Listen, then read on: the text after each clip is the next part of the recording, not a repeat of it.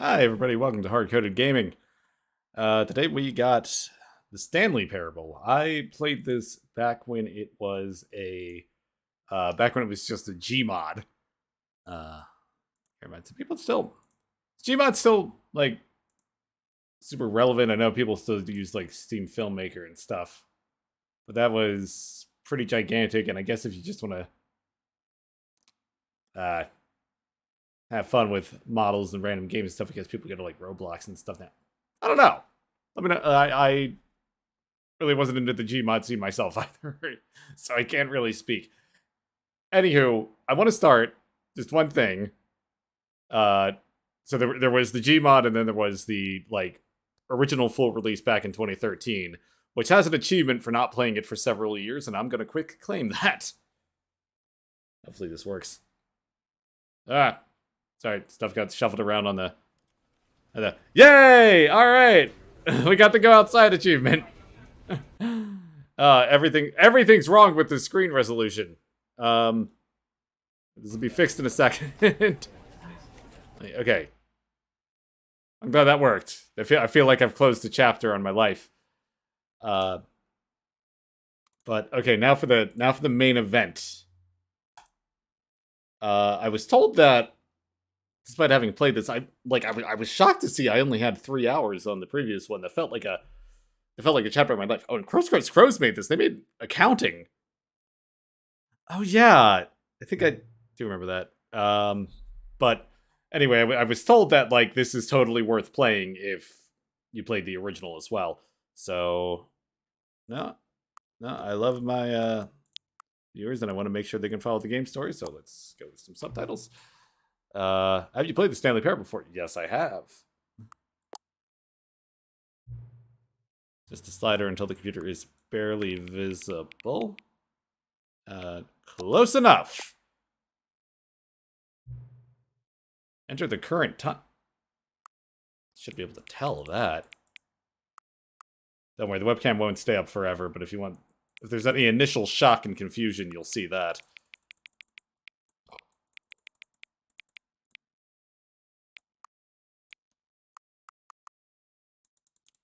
Oh. Is this already, like, testing me? It feels like it. I can't just change AM to PM. Alright. Accessibility settings can be accessed from the main menu. Okay.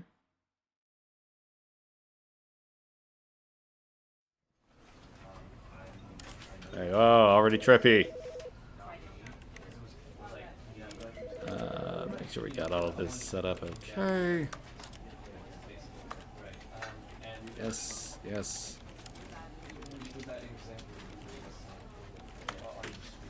All right.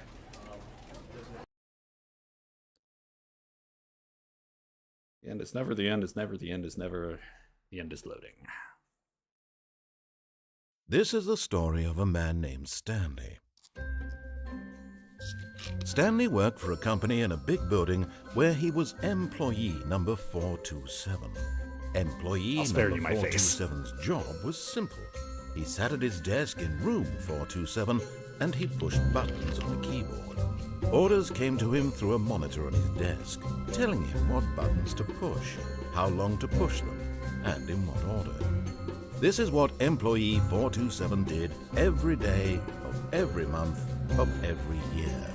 And although others might have considered it soul-rending, Stanley relished every moment that the orders came in, as though he had been made exactly for this job.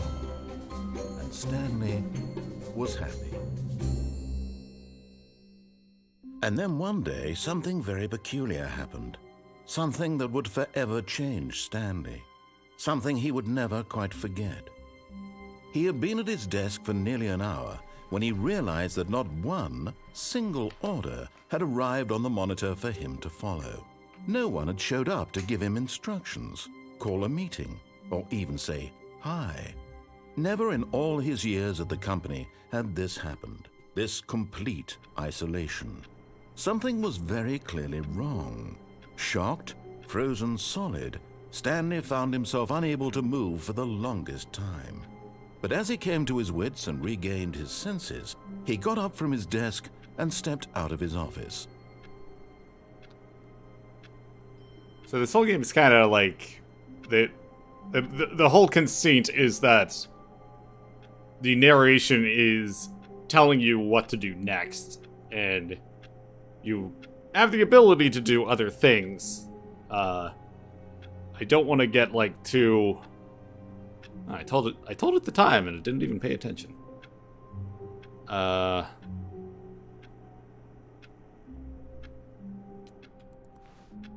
But yeah, this gets really like this game is kind of everything. Like it can be really funny and really scary, and kind of both.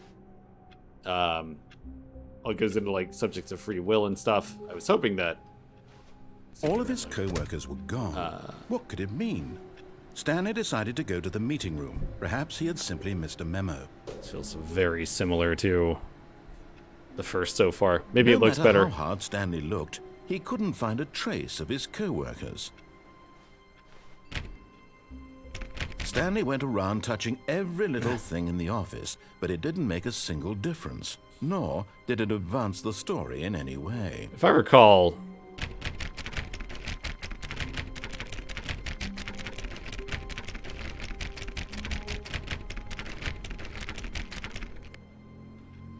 I was pretty sure there was some stuff you could get to happen by please. trying every door. Are you really just doing this for the achievement? Click a door 5 times. Is that all that you think an achievement is worth? No.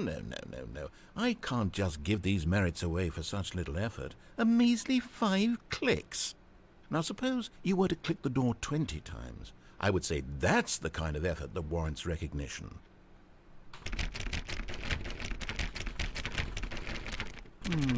I have to say, I'm still not feeling the satisfaction of witnessing true effort for a noble cause. Perhaps 50 clicks will do it. Yes, almost certainly 50 clicks. I'm mashing left click Andy. There's the speedrun strat for you. No, I'm still not feeling it. I want this achievement to have meant something. It has to be a true reward for valiant effort. I want to see some hustle, Stanley. I want to see commitment, a willingness to go all the way, no matter what the cost. Why don't you go put 20 clicks into door number 417? 417, okay.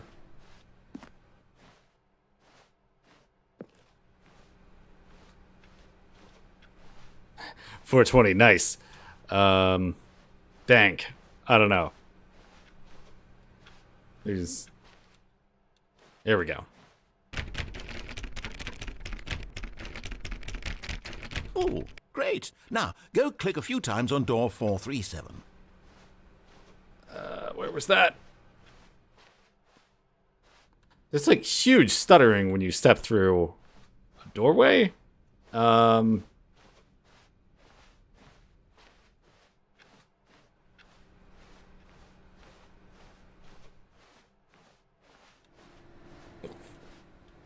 There we go.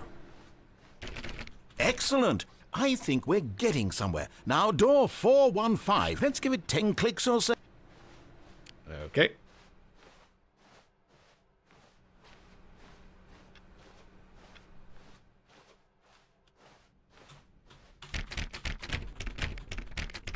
Now, back to door number 437. Okay. If I recall, there was a... I think I'm skipping the audio when I hit shift. But if I recall, the achievement is listed to just click 5 times on that door, and that's what kicks this whole thing off. Let's see. How about you click on, well, I don't know, the copy machine? Why is the audio cutting out? I don't know.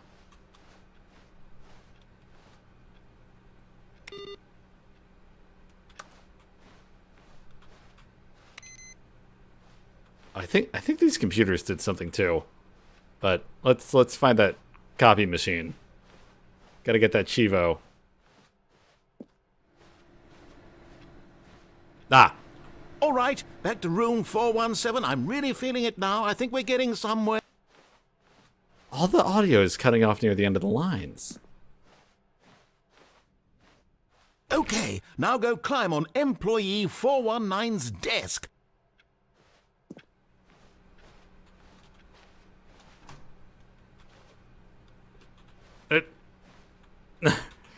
Hit! There's no jump button. There we go. Yes! This is great! You're putting it all on the line, Stanley. I like that. All right, let's keep it up. Go give me a few clicks on door 416. We've almost got it! Now the copy machine, do that one again!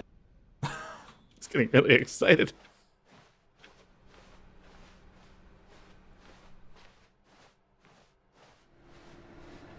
Finish it off, Stanley! 5 clicks on door 430! Yes! We did it! Oh, wow. That felt amazing. Oh, you really earned it, Stanley. Nothing could hold you back. Yes, I'm very proud of how far we've come today. Just think, only a few minutes ago, you believed an achievement was worth 5 little clicks. Really now? What were you thinking? Okay, moving on. So I like to start these actually doing what the narrator wants, and then just kind of getting that baseline in there. When Stanley came to a set of 2 open doors, he entered the door on his left.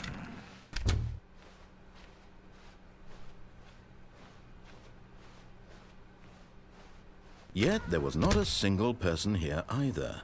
Feeling a wave of disbelief, Stanley decided to go up to his boss's office, hoping he might find an answer there. Some of these people with co-workers let a ball up inside you, take it out passive-aggressively on other co-workers. You send co-workers for not supporting you more.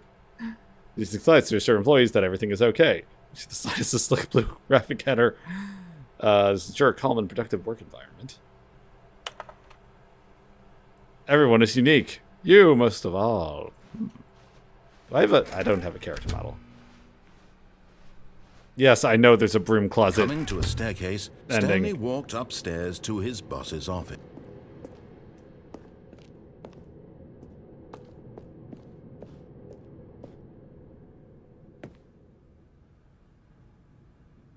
Executive bathroom. I'll have to check that out later. I don't remember that bit. Stepping into his manager's office, Stanley was once again stunned to discover not an indication of any human life. Shocked, unraveled, Stanley wondered in disbelief who orchestrated this. What dark secret was being held from him? What he could not have known was that the keypad behind the boss's desk guarded the terrible truth that his boss had been keeping from him, and so the boss had assigned it an extra secret PIN number, 2845. But of course, Stanley couldn't possibly have known this. Or could I? Yet incredibly, by simply pushing random buttons on the keypad, Stanley happened to input the correct code by sheer luck. Amazing. He stepped into the newly opened passageway.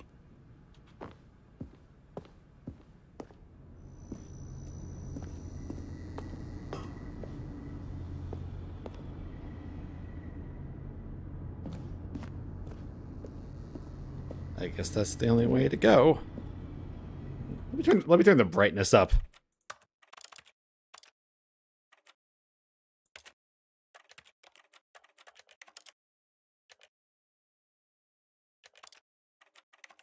$59 hertz. Crank that up. Come on, man. Heck, you think this is? Think I can't handle all 50? 60? Jeez.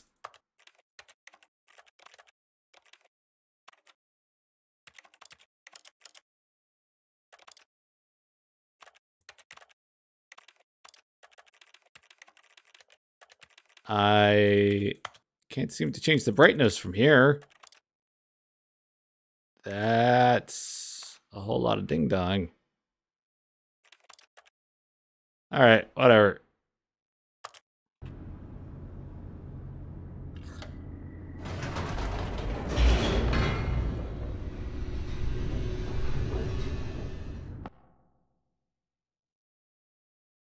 Loading. Descending deeper into the building, Stanley realized he felt a bit peculiar. It was a stirring of emotion in his chest, as though he felt more free to think for himself, to question the nature of his job. Why did he feel this now, when for years it had never occurred to him? This question would not go unanswered for long.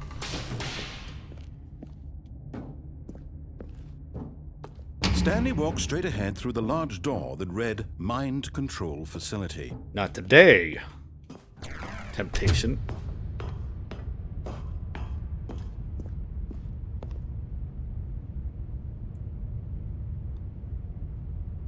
That's got to be some, like, cipher or something written on that notepad. I'll leave that to MatPat. The lights rose on an enormous room packed with television screens. What horrible secret did this place hold? Stanley thought to himself. Did he have the strength to find out?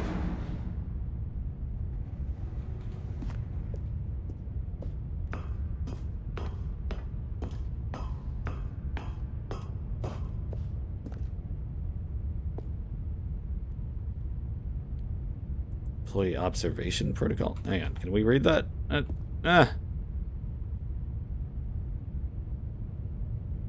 Monitoring screen fails. Please note that employee 432 is a tent case.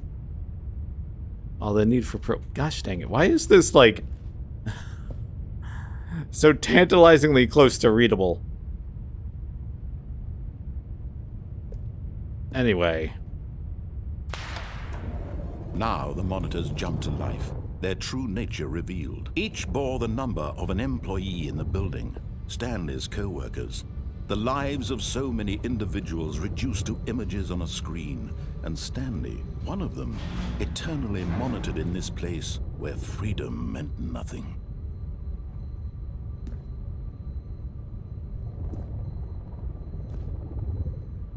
See on the fired ones. Oh no, it's still their desk. See us over there. Somebody's got like a glowing green thing in a cardboard box. Might want to look into that. Oh, what's up with 234? I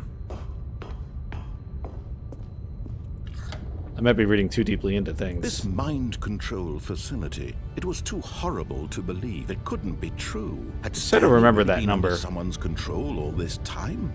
Was this the only reason he was happy with his boring job? That his emotions had been manipulated to accept it blindly? No, he refused to believe it. He couldn't accept it. His own life in someone else's control. Wait, pirate, hang on. Never. It was unthinkable, wasn't it? Was it even possible? Had he truly spent his entire life utterly blind to the world? But here was the proof. The heart of the operation. Controls labeled with emotions. Happy, or sad, or content. Walking, eating, working. All of it monitored and commanded from this very place. And as the cold reality of his past began to sink in, Stanley decided that this machinery would never again exert its terrible power over another human life. For he would dismantle the controls once and for all.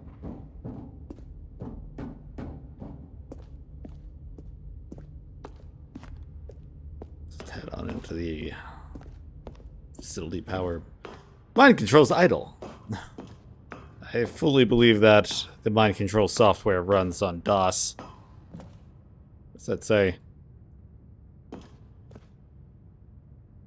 No activity. Mind control updated. No activity found.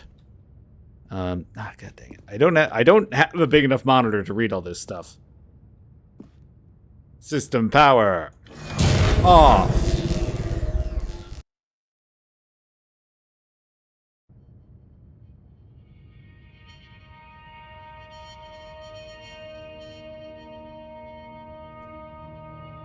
Blackness and a rising chill of uncertainty.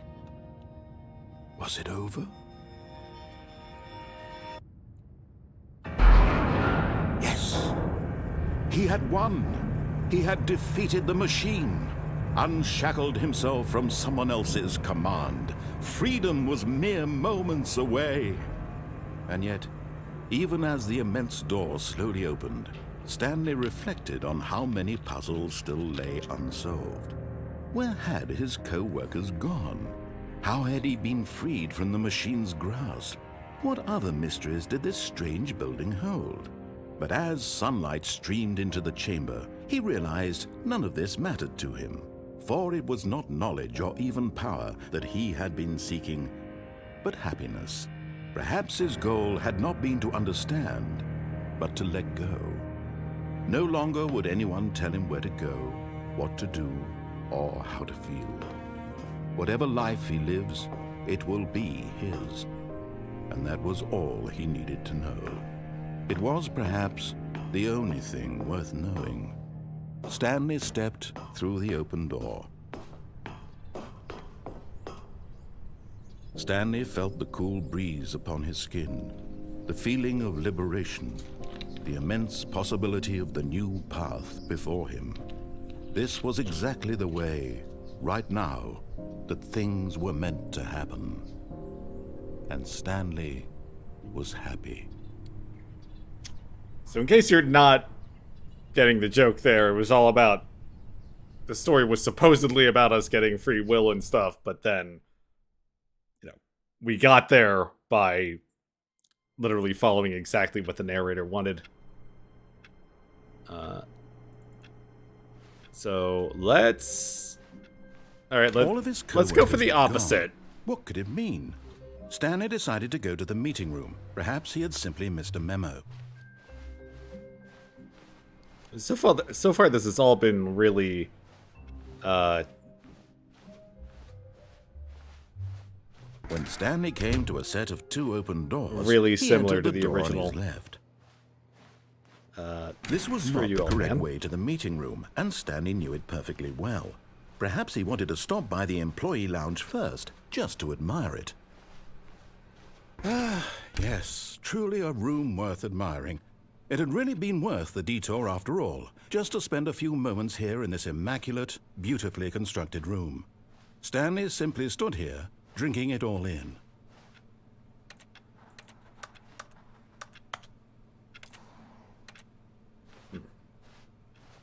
Really hoping yes, really worth it being here in the room. A room so utterly captivating that even though all your co-workers have mysteriously vanished, here you sit looking at these chairs and some paintings. Really worth it. What is it about this place? The weeks I've spent here, they feel like mere seconds, and... At this point, Stanley's obsession with this room bordered on creepy and reflected poorly on his overall personality. It's possible that this is why everyone left. Would I say the lounge has spoken to me? Yes, but in a Stanley sat around waiting for more dialogue. But when a long time had passed and there was no more, he decided that the game was trying to send him a message. Something about the past that never happened. Also, I'm hungry. Yeah, sorry, I don't have a, like, I'm not 5 inches from a 4K TV and I can't read all of this.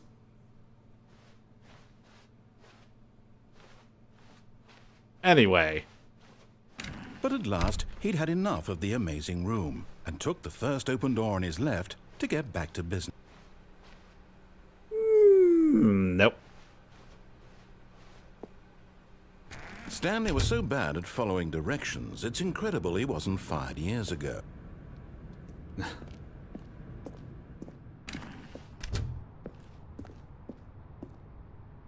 The lighting is nicer, I think. Like, I really hope I'm not being Stanley, too I think perhaps we've gotten off on the wrong foot here. I'm not your enemy, really, I'm not. I realize that investing your trust in someone else can be difficult, but the fact is that the story has been about nothing but you all this Screw you, old man! Really? I was in the middle of something. Do you have zero consideration for others? Are you that convinced that I want something bad to happen to you? Why, I don't know how to convince you of this, but I really do want to help you, to show you something beautiful. Look, let me prove it. Let me prove that I'm on your side. Give me a chance.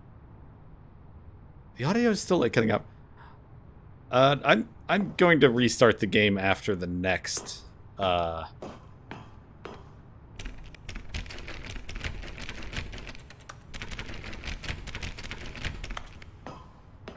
Yeah, after the next loop, I'm gonna restart the game. I don't know if that'll fix it, because this...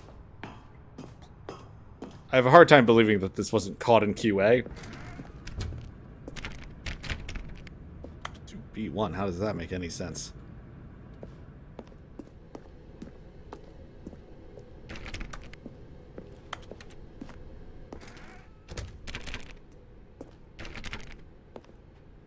What are all these? A new chapter detailing document features has been added to your rulebook. Check all information thoroughly. Deny any applicants. Oh, this is... Oh, Glory Doors. This is Papers, Please. I thought I recognized the seal. Wow. Well, that's new. Now listen carefully, this is important. Stanley walked through the red door.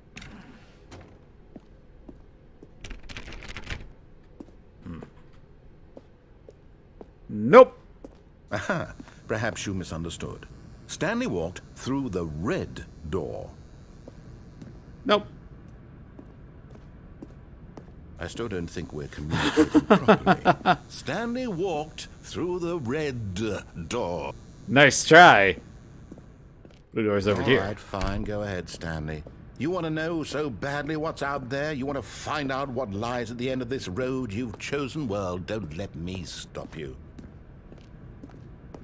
You see? There's nothing here.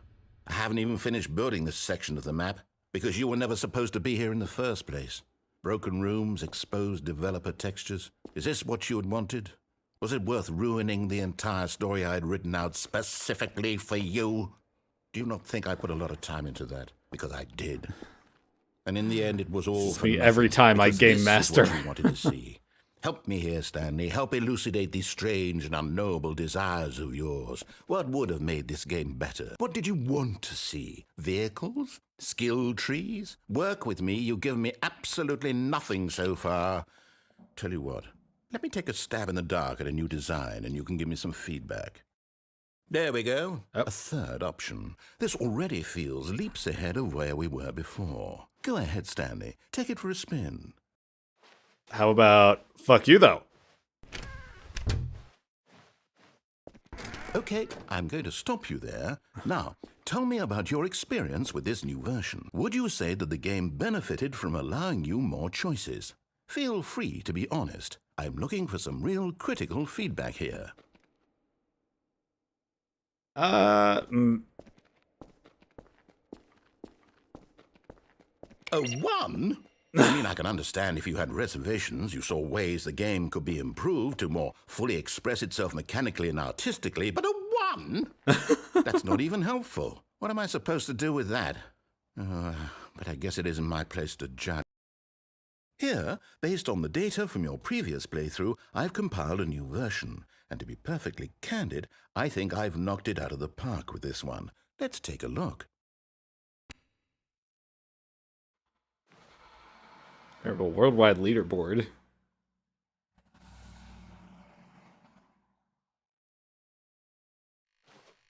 Is this real? Oh.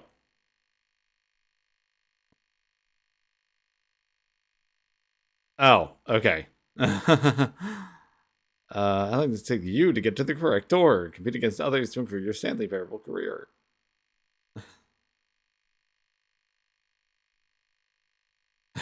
Wards 1.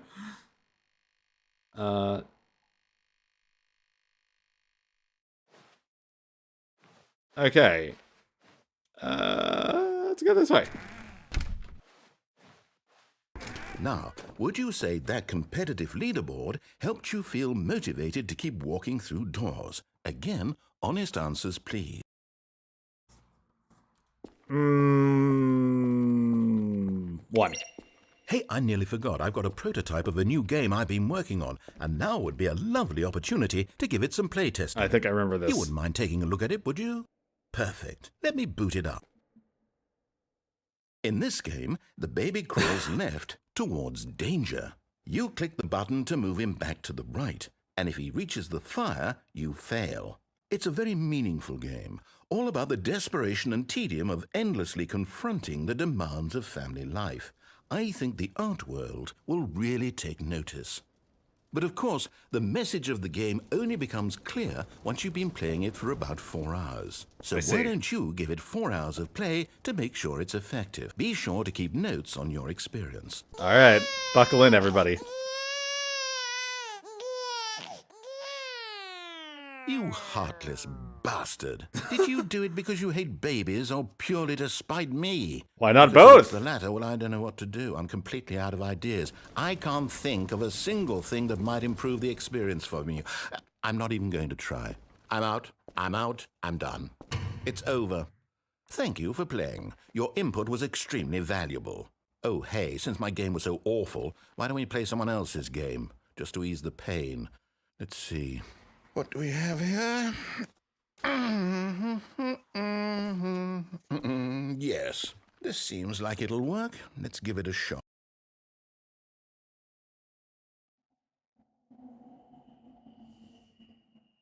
I wonder if this is still... Oh! Fascinating. What do you think this game is about, Stanley? What's our backstory? What is our motivation? The original... But it seems obvious to me that you are meant to play as a creepy man spying on innocent civilians below you from up high in your creep tower. Okay, this originally sent you to Minecraft. Probably some copyright issues with that being owned by Microsoft now. But this is, in case you don't know, this is Firewatch. And this is a great game, actually. So play the real version of Firewatch if you have a chance. But this is a completely new section, Perhaps for some sort of twisted erotic purpose. and also not what the game is about. Yes, that must be it. What a fascinating venture into the experience of total mental depravity. So far, I love everything about this game, Stanley. And it seems there's even more. Come, let's venture outward and see what else is out there. Heck yeah, I'll just play Firewatch. Who Firewatches the Firewatch? Oh, that's fantastic. I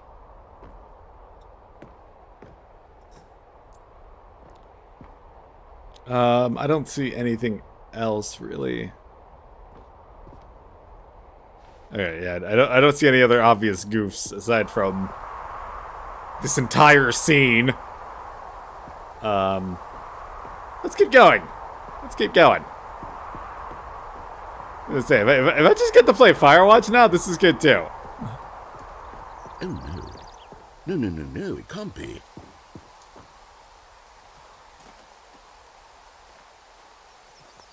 It is. It's an open world game. Good God, quickly block it off.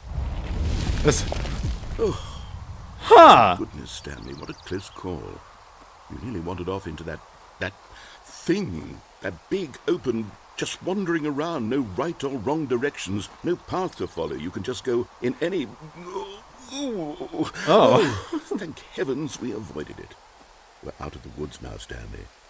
Okay, I'm going to get us We're out in of the here. woods, actually. Let's find another game. There's just some walls Preferably here. something with walls. Something with nice, big, insurmountable walls. Ooh, let's play Naissance. That might be too... Okay. that might be too niche for this. Naissance is really cool too. All right. See, this is exactly what I had in mind. Just a nice big box for you to run around in. There isn't any possibility that you could get lost here. Now this is game design. Stanley, if you manage to get lost in this game, I will be phenomenally impressed. Which goal should I go in, Mr. Narrator? Okay, so what exactly do we do here? Let's see. There are lots of cars here in the back, but obviously there's no racetrack. Okay, I'm seeing that there's a ball of some kind back here. Is this game sports ball? Stanley, I think it's sports ball. Oh, what fun. I love We shall sports run ball. the bases and do a touchdown together? Yes, I think surely we must. Okay, Stanley, here's the ball. Have fun. Yes! I'm doing it! Oh, it does actually speed you up. It kind of feels like Lucio Ball now. Man, I wish I... Are you winning? Is this fun? Is it better than my miserable little story that I... Hold on. What are you doing? Oh. Oh. Stanley, don't do that. I can't follow you there. I can't help you. How will you write a story without me? You can't do it. You know that. Stanley, come back. We still have so much...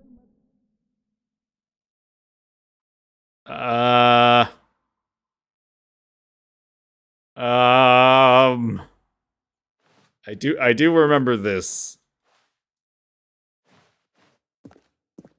I remember this, and I remember not loving this. Fuck!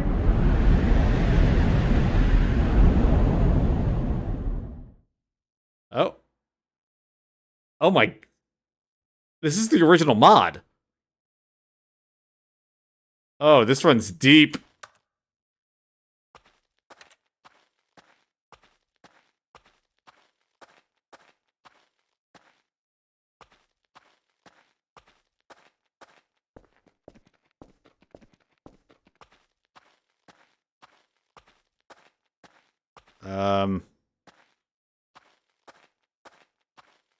Oh. Oh! That's new. I believe this is gonna be... I believe this is gonna lead us back to our office. Like it's 2011, I think, when they were... It was like 2010 or something. I think I said it was Gmod earlier, and that was inaccurate. It would have been just a Half-Life 2 mod. A source mod, I believe.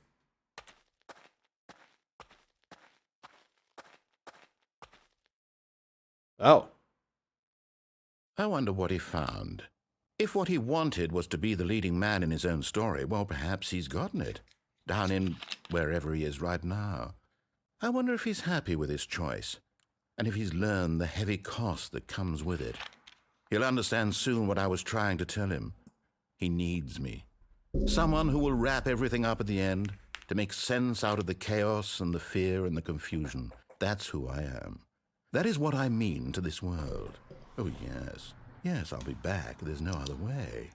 Once this ends, after it all comes to a close, then I'll be back. The end will be here soon. Very soon. I can wait.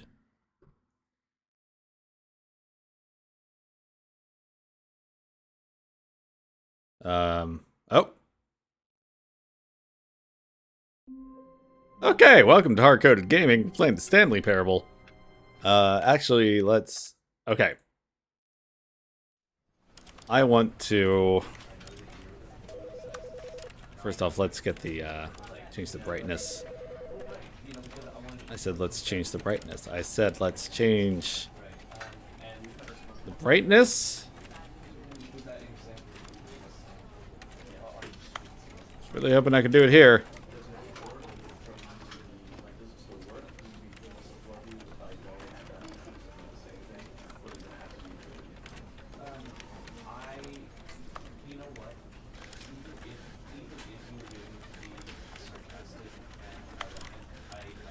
Why does it only give you one shot to change the brightness? What is wrong with you? Am I missing it? Am I, like, incredibly stupid? Alright, let's quit out for a sec. Let's head on back.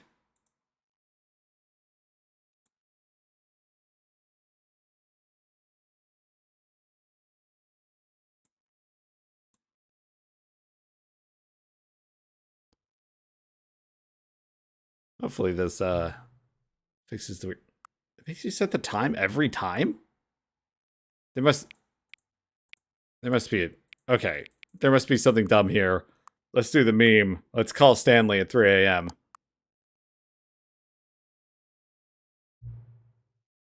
Hang on. Oh. Before we get started, can I just say something? Thank you for actually setting the clock both times you booted up this game. A lot of people don't take that step seriously. They just leave the clock set at 12 and call it a day. But you're actually taking the time to set the clock, and I appreciate that. That's how I know that you care about this experience. You're paying attention. I don't even have any way of knowing if the times you're setting are correct. Tell you what, I'll make you a deal. Since you've been so cooperative, next time you boot up the game and see the screen, just set the clock to your favorite time. Go ahead, pick whichever you want. Even if it's not the correct time, you've earned it. All right, I'll let you get back to the video game now. That was so weird. Hang on. We got the... Hello. You know what's coming, right?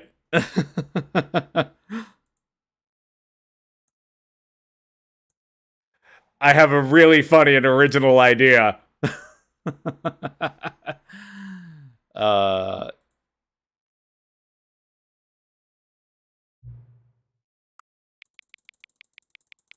You know what time it is. It's time to blaze it. 4:20 p.m. Your favorite time of day. Or could you simply not resist giving me the correct time again? After all, I know how much you enjoy setting the time correctly. Okay, now I'm curious how accurate 4:20 p.m. is. Let's use another slider to find out. How accurate is 4:20 p.m.?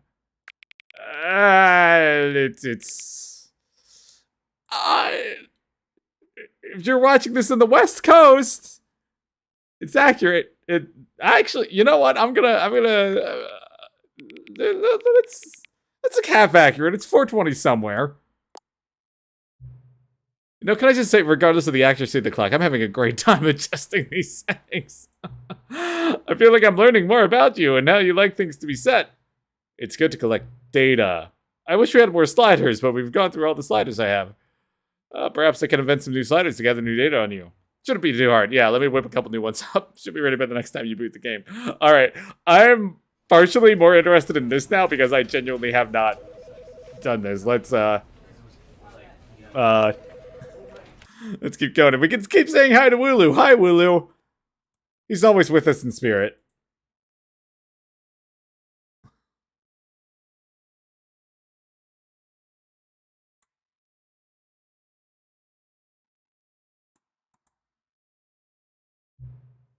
Please just a slider until the computer is barely visible. It's telling me to do this again. Is that, like...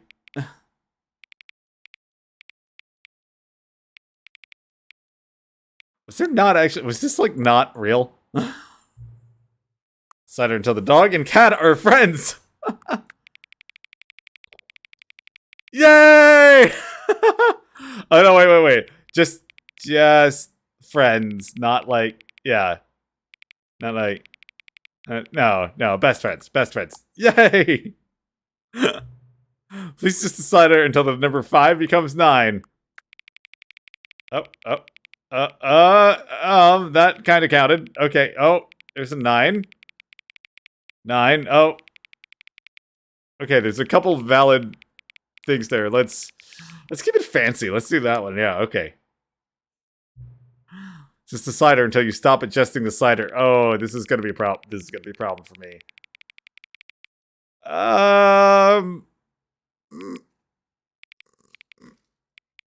Right. Yeah, right there. All right. Leave him hanging. Leave him wanting more. All right. Which of the two made-up words is most appealing to you? Occuboinkle or Scrumtush?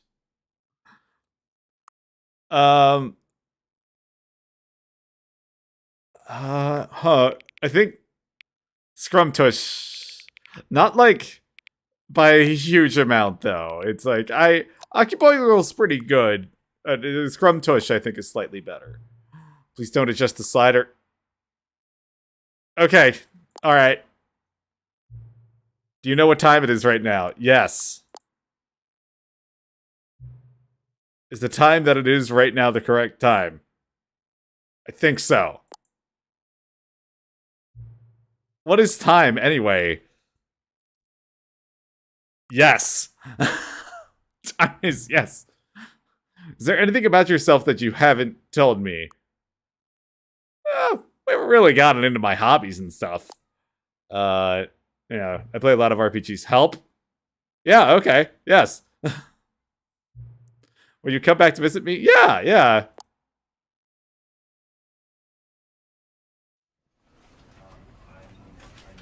I'm a little worried about Sliders guy. I think we should check back on Sliders guy right away.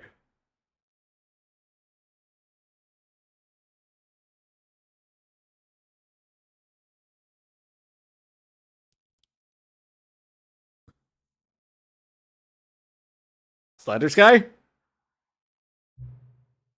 What time is it? Does anyone really truly know? I'm looking at a clock right now. Of course they don't. Nobody knows anything. You and I don't even know each other. We're like strangers. Sure, I've adjusted all the game settings to your exact specifications, but who hasn't? It's what I do, like a day job, and now the job is over. There's no more information for me to gather. I've collected all the data on you that I can, and I still don't really know you. And you don't know me. And neither of us know what time it is. I guess some settings are just unsettable. But if I'm being totally honest, the clock doesn't do anything in the game anyway. You won't have me here when the game starts next time, but that's okay. Oh, video games were meant to be played alone. No, that's not true! You like being alone, don't you? Not all the time. It's maybe the only information I really learned about you. What? It's time for me to leave. There's still one more setting that we need to adjust, but it may take a little time before I'm ready for that. It's not really my job description, but that's okay. Perhaps you'll see me again if you can find me. Talk soon. What? We gotta find Sliders guy. Okay, so I'm guessing that the brightness isn't a real setting.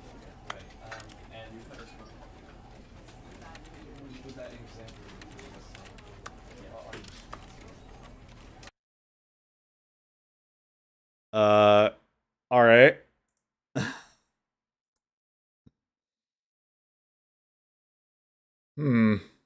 Where would he be though? I'm assuming he. That's wrong of me. Where would they be? Oh no. All right. I didn't expect 2 streams in a row to have Sliders as a central theme, but here we are. I wonder if Sliders guy is related to Max Sliders. Gone. What could it mean? Stanley decided to go to the meeting room. Perhaps he had simply missed a memo. I want to say something happens if we click all the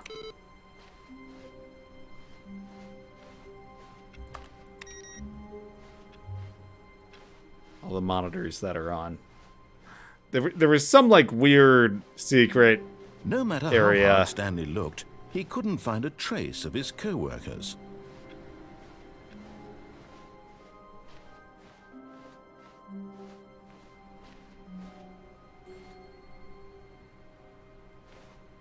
How did we get there?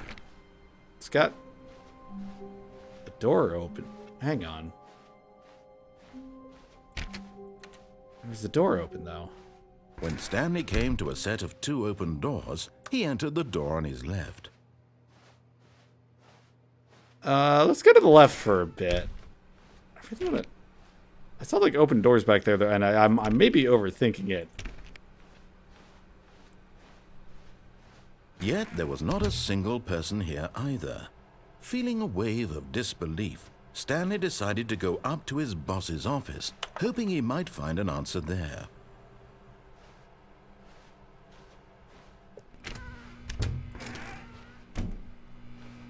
Stanley stepped into the broom closet, but there was nothing here, so he turned around and got back on track.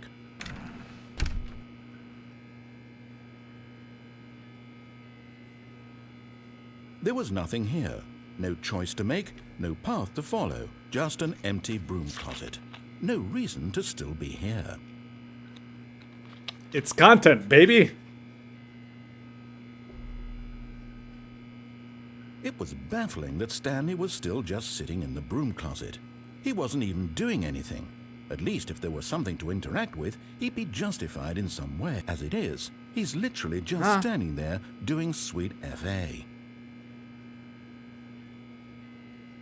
Oh, okay. I had to think about what FA stood for. Are you really still in the broom closet?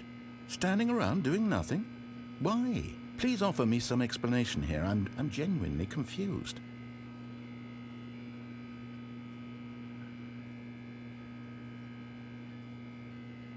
You do realize there's no choice or anything in here, right? If I'd said Stanley walked past the broom closet, at least you would have had a reason for exploring it to find out. But it didn't even occur to me because literally this closet is of absolutely no significance to the story whatsoever. I never would have thought to mention. I don't know why the audio cuts off early. Like, is that a bug? Maybe to you this is somehow its own branching path. Maybe when you go talk about this with your friend, you'll say, "Oh, did you get the broom closet ending? The broom closet ending was my favorite." I hope your friends find this concerning.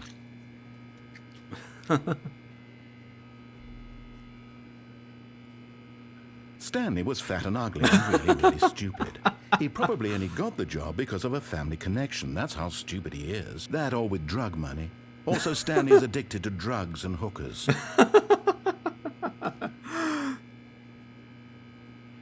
Keep roasting me, baby. Well, I've come to a very definite conclusion about what's going on right now. You're dead. You got to this broom closet, explored it a bit, and were just about to leave because there's nothing here, when a physical malady of some sort shut down your central nervous system and you collapsed on the keyboard. Well, in a situation like this, the responsible thing is to alert someone nearby so as to ensure that your body is taken care of before it begins to decompose. Hello? Anyone who happens to be nearby? The person at this computer is I have headphones dead, on, you therefore fool. prey to any number of your countless human physiological vulnerabilities. It's indicative of the long-term sustainability of your species. Please remove their corpse from the area and instruct another human to take their place, making sure they understand basic first-person video game mechanics and filling them in on the history of narrative tropes in video gaming, so that the irony and insightful commentary of this game is not lost on them. All right, when you've done that, just step out into the hallway. Okay, hang on. We're gonna wait like a few more seconds. I would have said something by now, but there's something I've never tried before. Ah, second player. It's good to have you on board. I guarantee you can't do any worse than the person who came before you. You too? Unbelievable. I'm at the mercy of an entire species of invalids. Perhaps there's a monkey nearby you can hand the controls to. A fish? Fungus? Look, you can hammer out the details. I'm not particularly picky. I'll just be waiting for when you're ready to pick up the story again.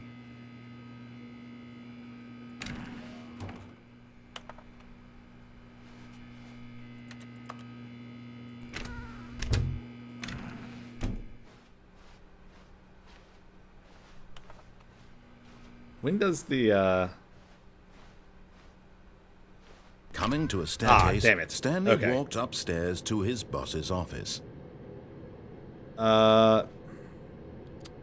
where would these sliders be? I really like. I want to track this down. I want to track this down. The executive bathroom. This does feel new. I've got the feeling money's for stealing, but not yours, of course. Of course. Not yours, of course. Say that's a lovely purse. Extreme bathrooms.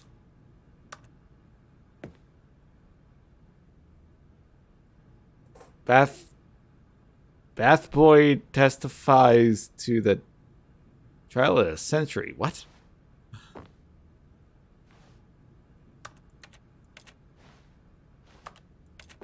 It's a lovely purse. Is that a hint?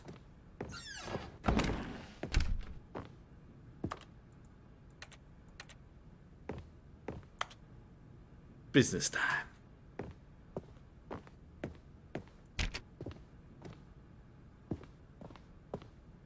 Stepping into his manager's office, Stanley was once again stunned to discover not an indication of any human life. Shocked, unraveled, Stanley wondered in disbelief who orchestrated this. What dark secret was being held from him? What he could not have known was that the keypad behind the boss's desk guarded the terrible truth that his boss had been keeping from him. And so the boss had assigned it an extra secret PIN number. 2845. Oh, the But of cursor is course, just because Stanley we're couldn't next to possibly have the known this. keypad.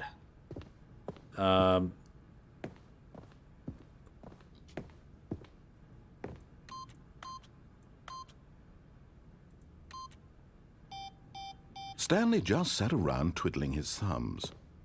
Trying to input anything on the device was useless, since he could never possibly know that the combination was 2845.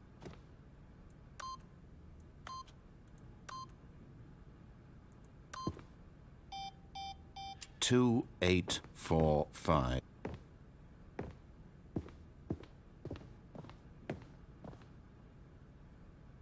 Did you say 2842?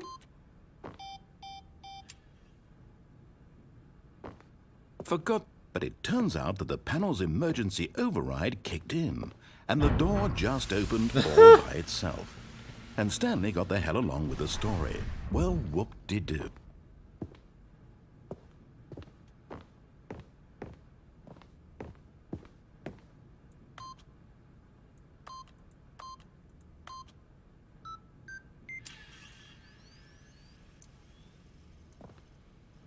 Did that do anything different? That felt pretty clever. Okay.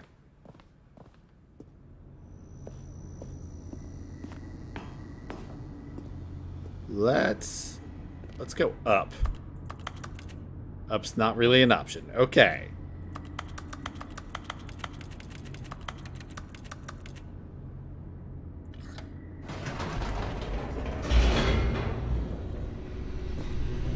It's worth a shot.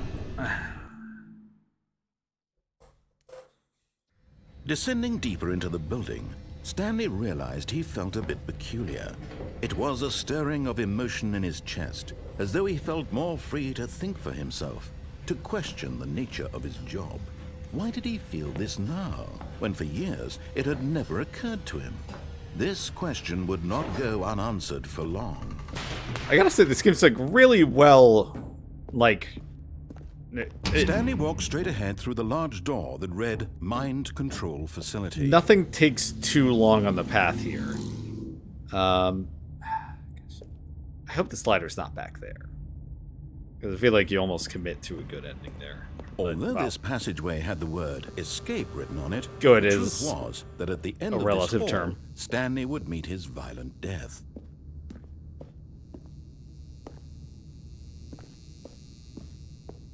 The door behind him was not shut.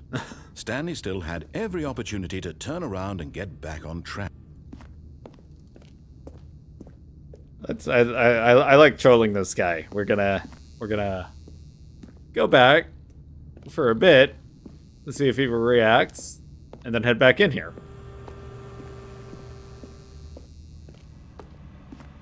But of course, Stanley thought better of it and realized he simply had too much to live for.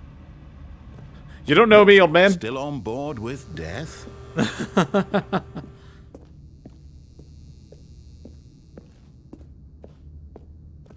But yeah, I was saying the narration and stuff in this game is really well paced. Like it is.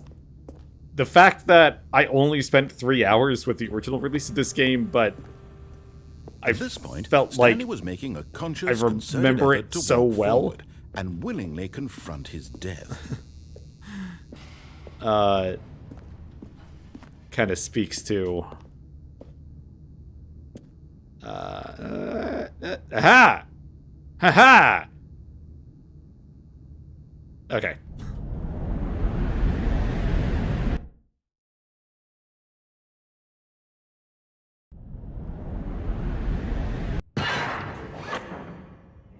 Oh. As the machine whirred into motion and Stanley was inched closer and closer to his demise, this is one of the darker ones, if I recall. No consequence whatsoever. Stanley can't see the bigger picture. He doesn't know the real story, trapped forever in his narrow vision of what this world is. Perhaps his death was of no great loss, like plucking the eyeballs from a blind man. And so he resigned and willingly accepted this violent end to his brief and shallow life. Farewell, Stanley.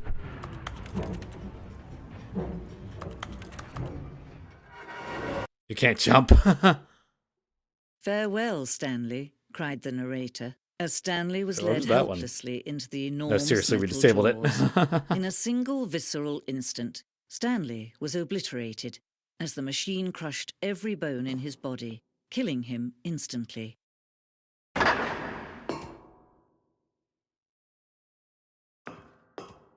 So these boxes? Not gonna tell me? Alright. And yet it would be just a few minutes before Stanley would restart the game, back in his office, as alive as ever. What exactly did the narrator think he was going to accomplish?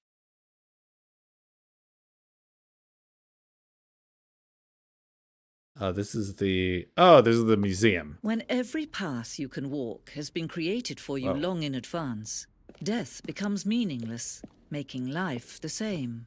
Do you see now? Do you see that Stanley was already dead from the moment he hit start? I mean, that's one way of looking at it, I guess. Stanley's computer. Alright. Blueprint says the office at the beginning of the game. The path from Stanley's office to the two doors of the first part of the game that was built.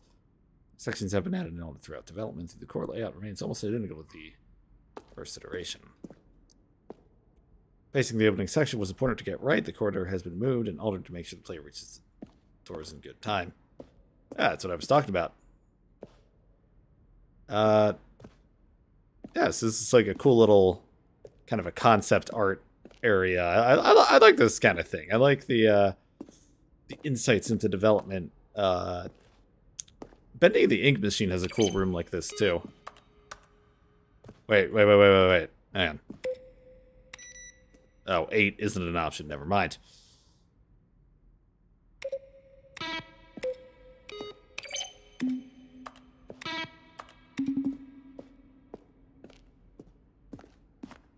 Office computers. Solitaire. Employee database. Hang on. 7 status offline. Enter. Oh, okay. Is it anything useful there? Based on the work of the Stanley Parable 2013 team. Oh, lots more people on this. I was gonna say, I'm pretty sure they were like, yeah, written and designed by David Redden and William Pugh. It was like a 2-person team, the original.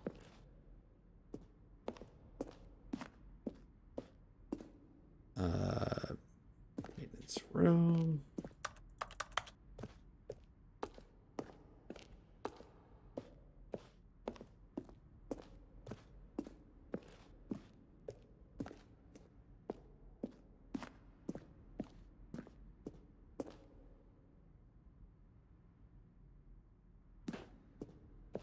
Office clock. Really, really important to get in there.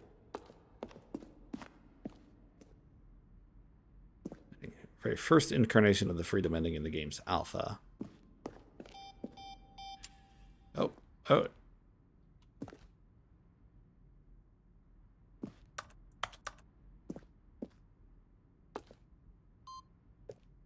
I want to press it.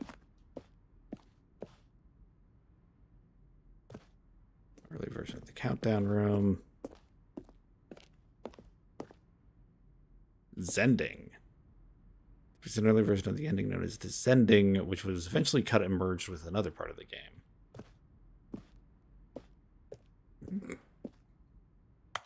Whoa, trippy. The game's now paused. One time we had an ending that only ended when the player restarted from the escape menu. Really, very few players realized this was what they were supposed to do, which was frustrating for everyone. The ending went through many iterations. This room represents the 4th version of the ending, and we thought it was complete, but decided to abandon it and change it again shortly before launch. Zending. I don't... Yeah, I am not sure what it was talking about.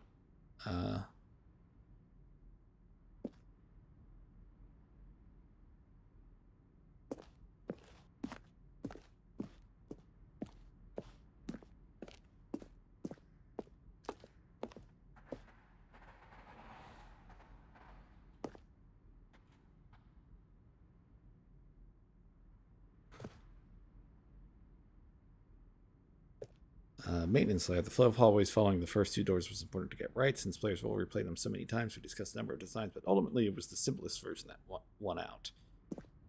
Ah, okay.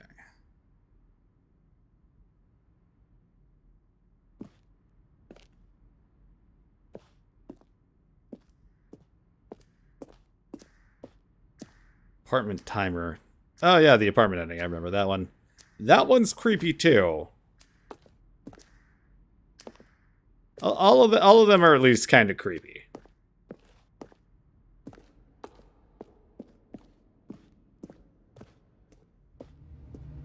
Oh, Stanley's office.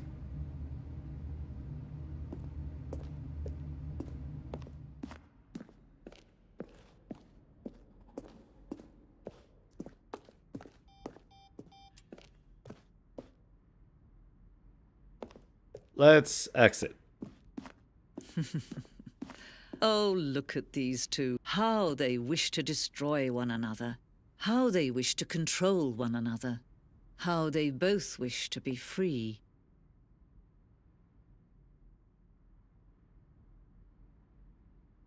Good thing I'm recording desktop and not the... Can you see? Can you see how much they need one another? No, perhaps not. Sometimes these things cannot be seen. But listen to me. You can still save those two. You can stop the program before they both fail. Push escape and press quit. There's no other way to beat this game. As long as you move forward, you'll be walking someone else's path. Stop now and it'll be your only true choice. Whatever you do... You know, I haven't actually done those before. Let's see what happens.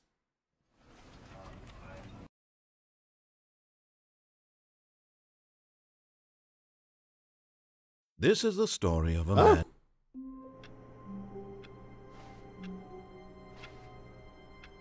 Alright. Where are you, Slider? Slider person. All of his co-workers were gone. I want to adjust sliders What could with it you. mean? Stanley decided to go to the meeting room. Perhaps he had simply missed a memo.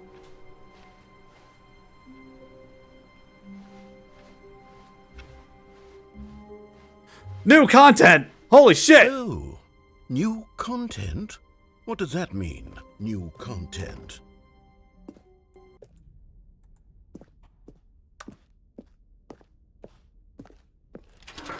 Fuck yeah! Choo choo! All aboard the new content train!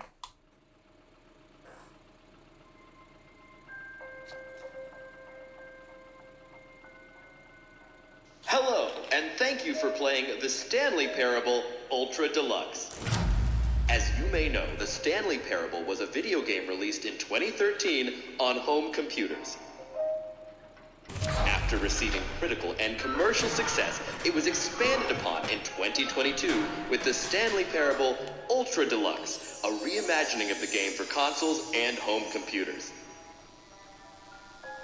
The Stanley Parable Ultra Deluxe features exciting new content that broadens and expands the world of the Stanley Parable, delighting audiences the world over.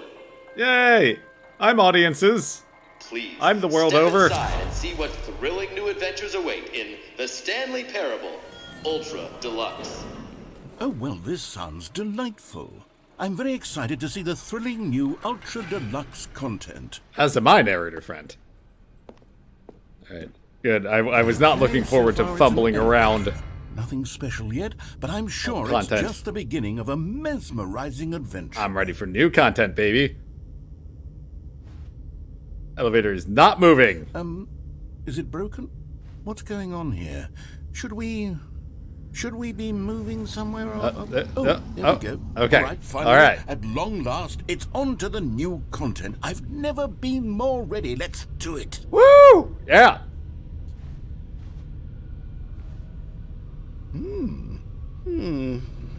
I have to say, initial impressions of Stanley Parable Ultra Deluxe, mostly tedious. It's as if Oh, okay. Let's see the content. Yes. Give me the content, Stanley. Give me the content, Stanley.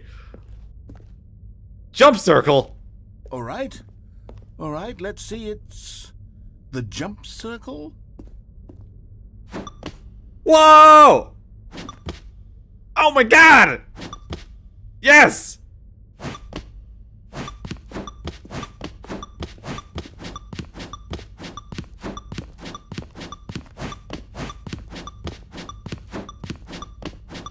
This is amazing!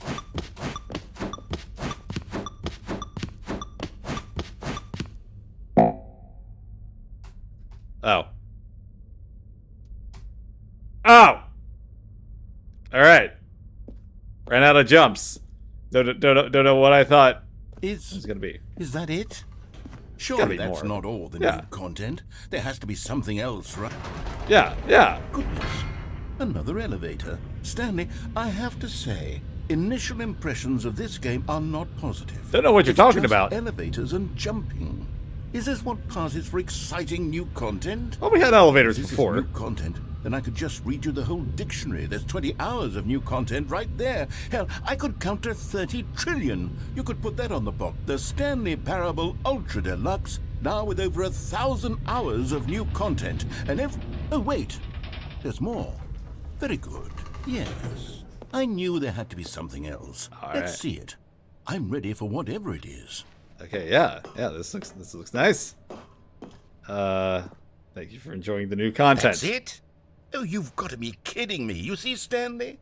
This is what happens when greedy video game developers with no respect for their fan base rush a cheap expansion to market for no reason other than to make an easy dollar. And don't get me started on the level of craftsmanship that's gone into it. In fact, I'm looking right now at the game's achievements, and it's hard to believe one of them actually says, "Test achievement, please ignore." What quality assurance department signed off on this? Hang on, does it? Oh, okay. All right. I'm infuriated and I'm offended, and I intend to find these people on Twitter and hold them personally accountable. Ah, man, Twitter was barely It's a my thing fault, back when this Stanley. came out. I built up too much anticipation around the new content, I'm afraid. It Those are could the never golden have years. lived up to such expectations. If Oh. you're still with me, why don't we just reset the game, and we'll try to get back to what the Stanley Parable is really about. No frills, no gimmicks. Just you and me having a great time together like always. What do you say, friend? Okay. I was gonna say, it wasn't that... They put some work into it. They modeled the back of that placard.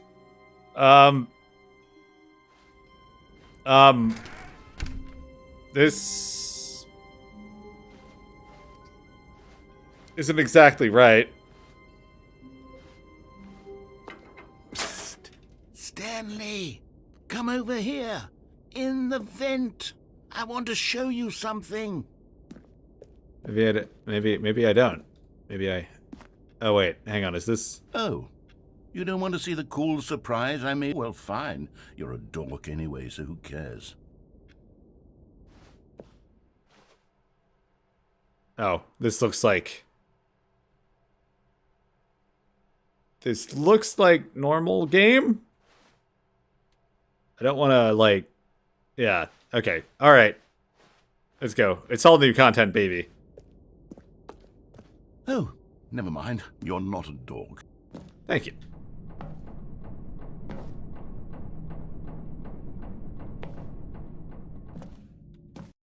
Ow, my legs. They're both broken. What have you done?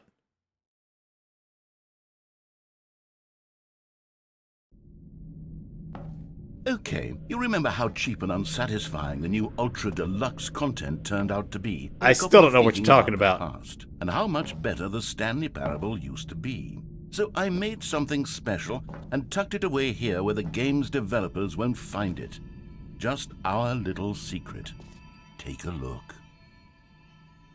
Is this a Souls-like now? Wow. I call it the Memory Zone.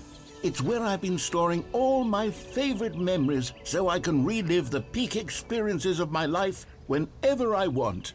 Experiences like the launch of the Stanley Parable on PC.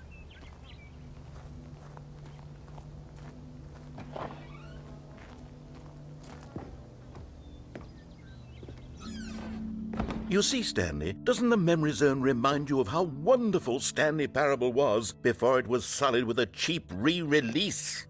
Remember back in October of 2013, when the game originally launched? Back then, video games had integrity. Back then, it all meant something. Oh, the waste. Look at the... we mounted the BAFTA award that went to The Last of Us. That's fantastic.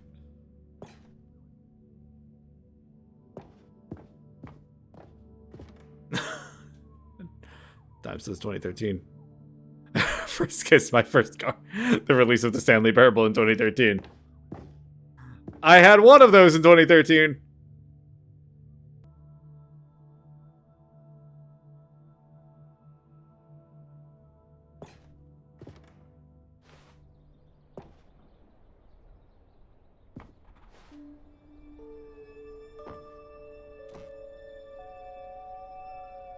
Oh, we just got that. Oh, no, it was 5 years, not 3. Damn. All right.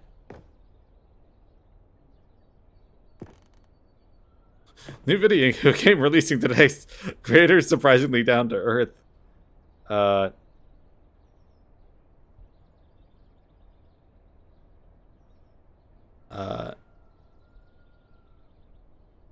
off designer hat. But a small creature owns the other half. What? Oh yeah, there's the ending where we die. And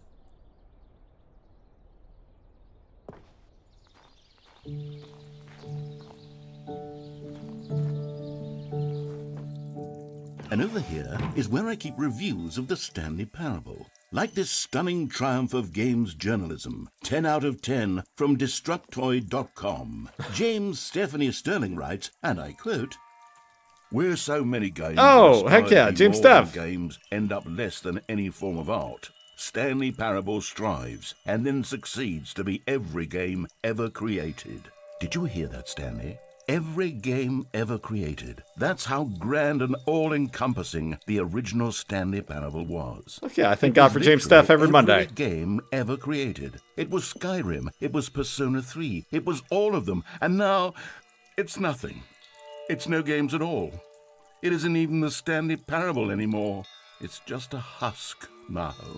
A lifeless husk with an hour of new elevator content.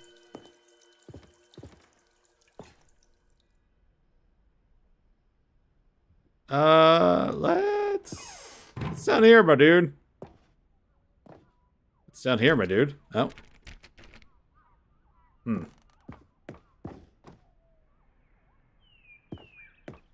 Person of the year.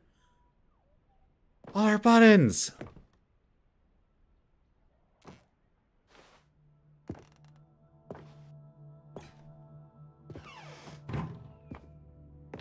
Here's another moving passage, this time from GameSpot.com.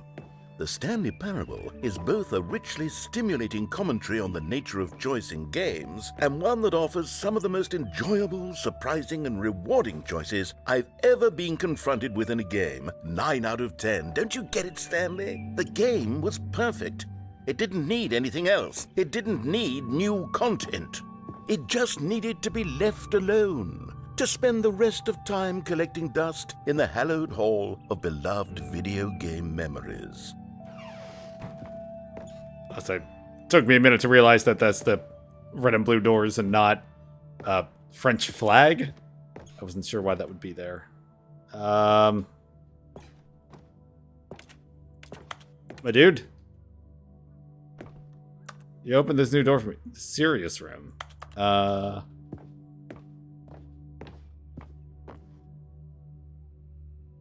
Preparing snake oil salesman routine? I don't remember that.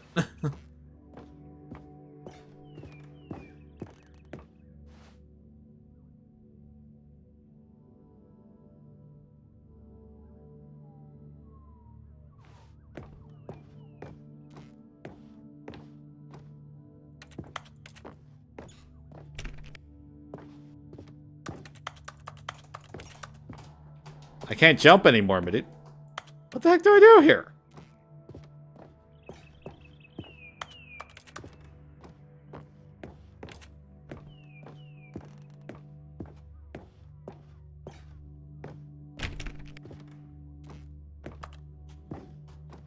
My dude. My guy. My dude.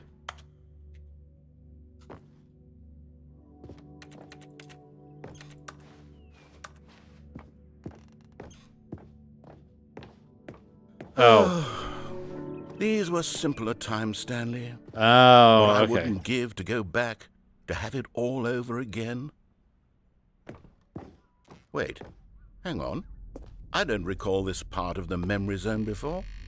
What's this? What's down here? Ooh, cool drinks. Oh no. Oh God, no. Stanley, it's a collection of reviews from Steam, the online video game distributor. I haven't looked at these in years. I can't even imagine what's been collecting down here. Surely these reviews were glowing as well, weren't they? I mean, 95% plus of them, I'm sure.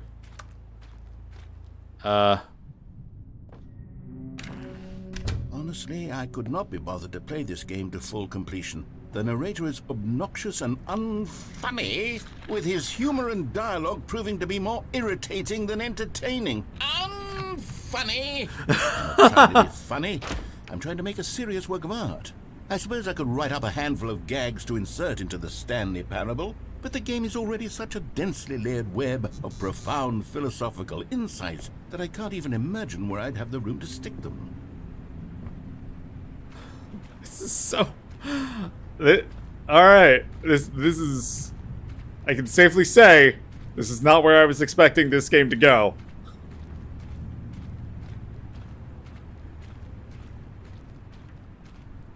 Gosh, this map is like Elden Ring levels of scale.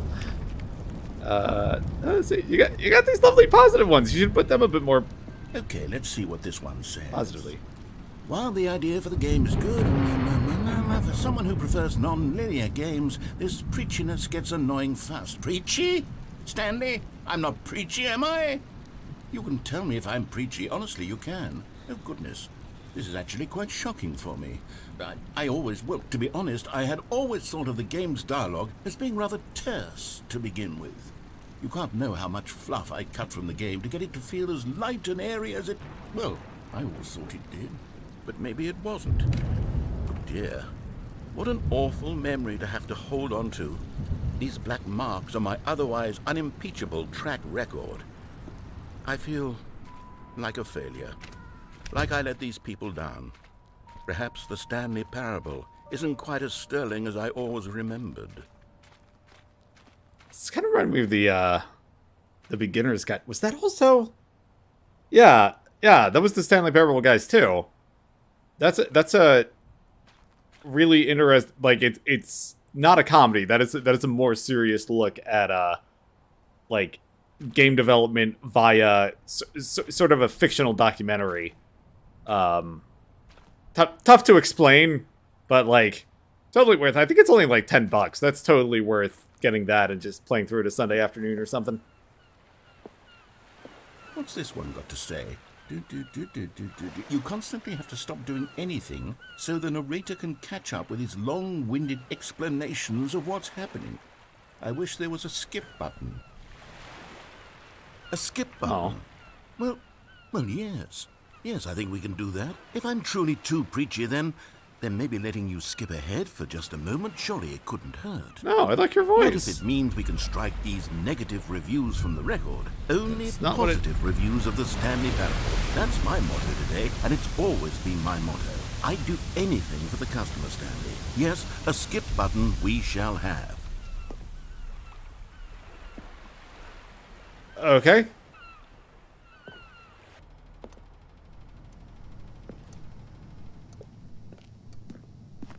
You know I gotta check what's around the backside. Alright. Don't know what I was expecting.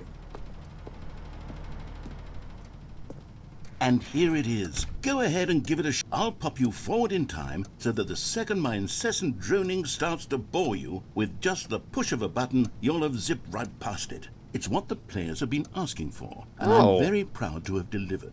No more listening to me rambling on and on and on. No. The Stanley Parable is a game for the people. And if the people want silence, then by goodness, that's what they're going to get. Well, don't sit around waiting for me to shut up. Go ahead and make me shut up. Here, We'll pretend that I've just begun an interminable monologue, and it goes something like this. The story and the choices, or what have you, and therefore, by becoming it is.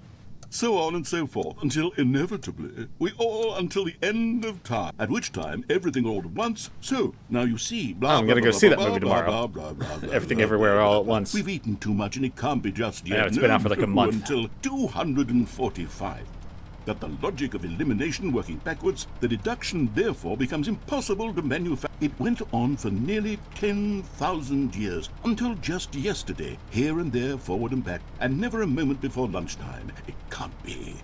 It's the only thing there is. How many billions left until so much more than forever ago? Which is why I say the story and the choices, or what have you. Oh, okay, and therefore, it does actually by becoming loop. it is. So on and so forth. Until All right, fine.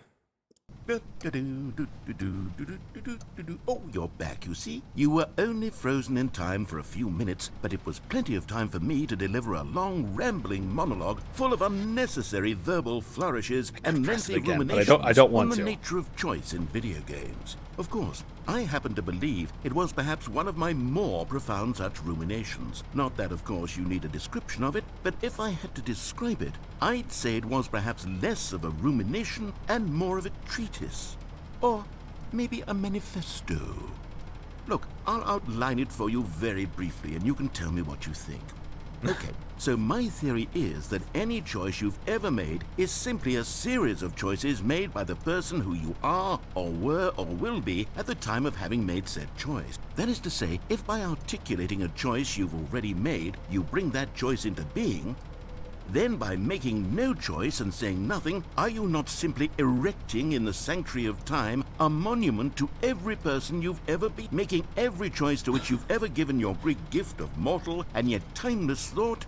Or rather, do all of the choices you've ever made, in fact, make you more not this kind of person, and in fact do the very opposite? You see, it could in fact be both of these things at once. That you are both making choices and not making choice, and that they are both affecting you and not affecting you at the same time by virtue of the fact that you both are and are not making them. Okay, at first I was leaning towards manifesto, but now I'm going to circle around and slap the treatise label on this one. I think it has much more of a treatise vibe to it. But wouldn't you say that manifesto just has a much grander sort of tone? It has a mouthfeel that is rich with ambition and history. Ambitious history, if you will. History. See, now you've gotten me going back to manifesto. Heavens, at this rate, we're going to be here all day. Okay, look, I have a method for exactly this sort of situation, and I do find myself in this situation frequently. I'm going to say each word back and forth in repeated succession until I become sick of one or the other, in which case the word I am not sick of shall be the victor. It is an unimpeachable strategy, Stanley. It's rescued me from disaster in countless situations. All right, here we go. Treatise, manifesto, treatise. All right, I get it. Treatise. Well there, sport. You really did catch me rambling on a bit, didn't you? But that's the power of the button. The minute I start to go off on a thoughtless display of self-absorption, it's right I can at do your it again fingertips already. to go poof, and it's all over. Oh, I can't wait to see what Cookie 9 will say about this, and whether they'll edit the rating of their Steam review, or at least change some of the wording, perhaps. Oh, To I be hope they honest, didn't. I don't even know if one can change their review in the first place. I guess I should become better educated on exactly how Steam works. Perhaps I hope they changed the usernames or something, or like got their permission for it. Although I have to imagine that after seeing this exciting new technology at work, surely whoever it is runs Steam will instantly run out and implement a new feature to make it possible to edit one's review. You can. Because of this very situation. Yes, I think that's quite likely. Or perhaps they'll simply grant this particular user the ability. Okay, welcome back, Stanley. Now, I should say that the amount of time the button has been skipping through is becoming longer and longer. That kind of lost the door here. I want to say maybe 30, 45 minutes? It's not unendurable by any means, but it's, well, there's really only so much I can ramble on to myself about. I know, it's shocking, isn't it? But at any rate, I do suggest that we not press the button again. Okay. I think the skip button has been aptly demonstrated. Yes, give me a door, please. And we can say goodbye to it and just... Wait. How do we get out of here? Where did the door go? Wasn't there a door that led into this room? I do feel quite certain that there was one here before. How else would we have gotten into the room in the first place? I don't think one can enter a room without a door of some sort. It's tempting. Window or something like that. Do you see a window anywhere? A porthole? There was a door. A sufficiently large crack in the wall? Mr. Narrator, there was a door. All I want is for us to move on and to please step away from the skip button, to go anywhere other than the skip button. There was a door here before, wasn't there? Stanley, please don't push the button again. It's been 12 hours. You've just been frozen there. I don't know why the skips are getting longer, but they're really, truly getting longer, and my God, there's no way out of the room. Stanley, the door is gone. It's completely gone. I've looked at it from every angle. I've checked every one of those walls 1,000 times, and there's no door. Right, we'll just let it erode. We'll just let it erode. You and the button, and if you keep pressing it, I have no idea what will happen. I have no idea how long I'll be made to sit here, and more than anything else, I don't want to do it to stop you from pressing the button again. I can't control anything in this room, Stanley. I can't touch it. Oh, no. I have to believe. I have to know that sooner or later, no matter how much I plead with you, you're going to press the button again. Why would you? I've been thinking and thinking, and I don't know what I can do to convince you otherwise. I don't know either. God. And it's all because of those reviews. Those reviews that I couldn't get out of my head. I just couldn't ignore the negative feed. Why was it so important for me to fix the problem? Why did Cookie Nine's opinion matter so much to me? I've never even met Cookie Nine. I have no idea who they are. What would it ever really matter? But here I am. I'm fixating on every tiny negative thing that anyone ever says about me. The merest mention of one of my imperfections, and I become as impetulant as a child. Wild and impulsive. I can't help myself. I can't stop myself from lashing out with a vengeful fury to alter and to change and to break anything unbroken, if only it pleases this one person who made a single negative comment. What does such an impulse say? All right. For whose benefit Look, is I'm going to give you some time to Here think I am about this, now, my dude. stuck in a room. Oh, Stanley, you're back. You're back. Oh, my goodness. I have someone to talk to again. Stanley, I think it's been a week. Or 2 weeks. I've been sitting here all that time. Just sitting here. Not a single person to speak with. And you'd think that that's just how it's always been, right? Me talking. What is lighting this you part? saying nothing. Would you think that it's exactly the same as always? Doesn't that feel like what we've already been doing? Me just talking? But it isn't, Stanley. It isn't the same at all. It isn't even close. Because I know you can't hear me once you push that button. That's what I'm realizing now, Stanley. I'm realizing that I needed to know that someone was listening. I needed there to be a vessel through which my words were moving. It was the vessel I needed, Stanley. Not the outcomes, not the story. None of that matters anymore. I'll give it all up. I'll give up every branching path. I'll burn my story to the ground. One single thing I need, and God, I can see now that I need it more than anything, is to know that someone else is taking it in. These words that I'm saying, I need to know you can hear. Because maybe, Stanley, maybe, if you can hear me, then maybe it means I'm real. Maybe I'm not just a fiction. Was I scared of that all along? Perhaps, yes. Perhaps I've been scared this whole time, that if I stop speaking, I'll slip backwards into the silence and be consumed by it. I can't be taken by it, Stanley. I can't lose myself in the stretch of emptiness between you and me. Like, When I don't you want to push skip that and do it to button, this you're guy. still right there, but I know you're so tremendously far away. Oh, And God, in I'm those getting moments, one-shot the vibes. emptiness folds itself outward in between the two of us, and I am suspended in its unyielding quietness. I can feel the edges of my reality curdling inward and decaying. I can tell that I am becoming less and less real. Yet to speak to you now, I am alive. I am truly and completely here. I am a being. I am someone. I am something.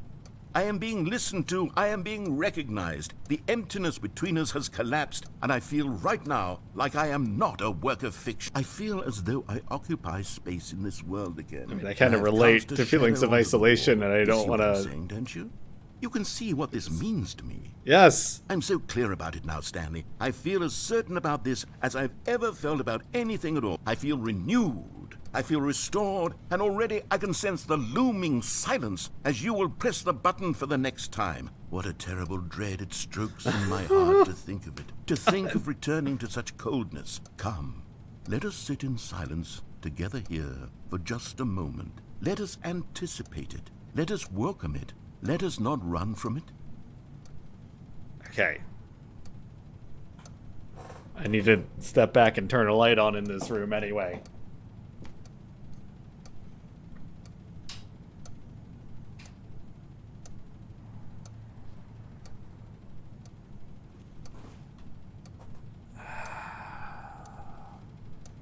All right. I'm gonna just lean on the skip button and sit in silence with you, okay? All right. Oh, hello. It's you. You're here again. Welcome. I have had time to think about you and about us and about everything we've been through. I've had so much time. I stopped keeping track after a year. Have you ever sat down in one place and not moved for one entire year? Let me describe it for you. To begin with, there is only regret. There is only the turning wheel of missed opportunities. I felt nothing at all but regret for the longest time, Stanley. Days, months. I lost it all in a blur of the deepest longing to undo This is absolutely horrifying to me. And when that feeling had begun to subside, what took its place is what I can only describe as the collapse of every moment I have ever experienced my entire life. All of them collapsed down into a single instant. In that instant, I could see myself clearly, calmly, with a collected heart. It was an impossibly rich wellspring of both delight and disgust simultaneously. I was consumed by it. I could do nothing but wallow in it for what felt like an eternity, for what I now know was far less. You see, it was a revelation for me. It was unlike anything I had ever known. It was a space without consequence, without action or outcome. It was divorced entirely from the question of free will that you and I have squabbled over for so long. There could be no one ending, no singular outcome of events, not if all events existed in the same moment, and I felt freed. I felt unburdened by the need to manifest a particular outcome into being. I saw that I could allow myself to exist along all timelines, and that each of them was simply a strand in the web of my being. It was incredible. The spaciousness, the equanimity of the moment, both singular and infinite. For the longest time, this was my experience. And then, this moment passed, and the most unyielding fear I have ever known crept into my mind. And it is this sensation that I have been experiencing now for longer than I could have ever expected was possible. I have been waiting for you. Not that you might save me or do something to fix it, but merely to state for you the plain fact of this manner of existence. I wish you to feel afraid, as I do, that perhaps one day this state of mind will consume you as well. Perhaps you will somehow, in some way, have to live as I do now, and I wish for you to know how excruciating it is, and for you to be in true terror of its eventual arrival. If I can only do this, only this one thing, perhaps it will bring me the smallest moment of peace in the darkness. This game blurs the line so much between just, like, shitposting and, like, actual, like, existential philosophical horror. Anyway. Oh. Is this what's up? Oh. Oh, okay. Alright, skip button still works.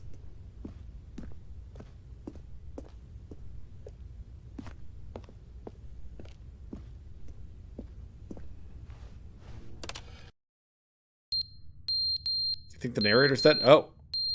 Ah, crap. The fire alarm's going. Oh. This is the worst. Yeah, skip this. Skip this, please. Skip this. But they didn't understand the game was never meant to be funny. It was meant to have a point. It was meant to speak to the human condition. Hey! Where are the All right. jokes? Where are the jokes? They bemoaned, they screamed, they gnashed their teeth and said, entertain us. It wasn't enough. They had to leave a pathetic little thumbs-down review and make all of their pitiful demands. But then, he's talking too much, they said. First, he didn't entertain us, now he won't shut up. It's the inconsistency, it's the lack of accountability, it's the unwillingness to examine with an uncompromising heart the words that they are speaking into the world. As though there were no consequences for a lack of cohesion in one's assessment of our... But of course, absolutely anyone can leave a review. So here's what we get. We get these demands that seek everything and are accountable to nothing. We get a world where someone will say, oh, there should be a skip button. You should be able to freeze Stanley in place while the narrator sits there forever and ever. We want all of this in the new Stanley parable. We demand it. And then, I'm just because gonna... it was said, because it was spoken, I'm just now gonna... it simply has to happen. I'm just gonna...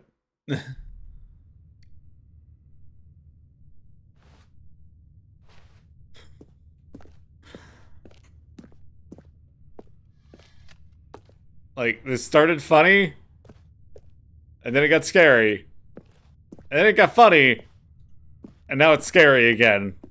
I would like to leave.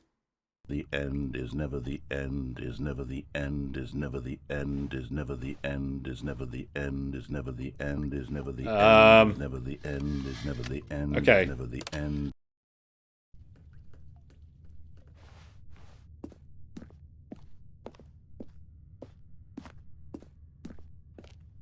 It'd be really cool if this, like, broke down, like the walls, like, you know, the stains of time. Hey, all right, oh, okay, all right. I'm on the right track here. Just break that a little longer, baby. Oh, oh.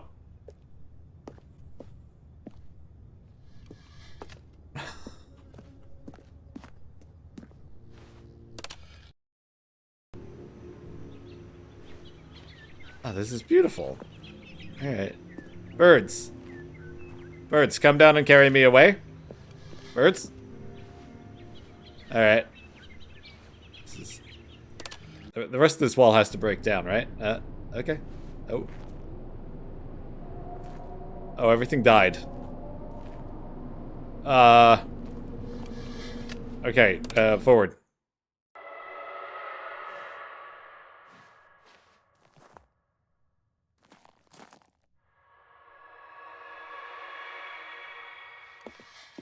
No, thank you.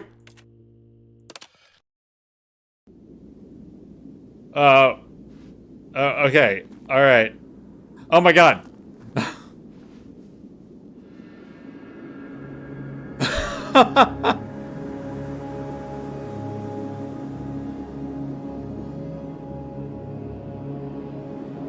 We've attained true freedom.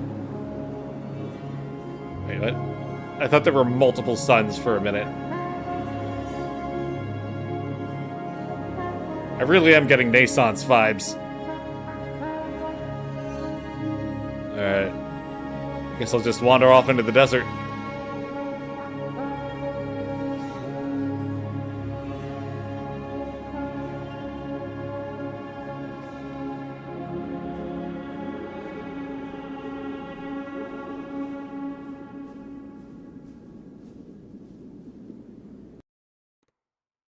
Is that the end? Oh, gosh. All of his co-workers were gone. What could it be? Wow. That Stanley was... decided to go to the meeting room. Perhaps he had simply missed a memo. Alright. That was something.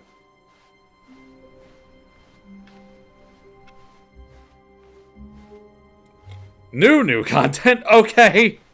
Oh, good. You notice my sign. Yes, I have something very exciting to show you. Alright.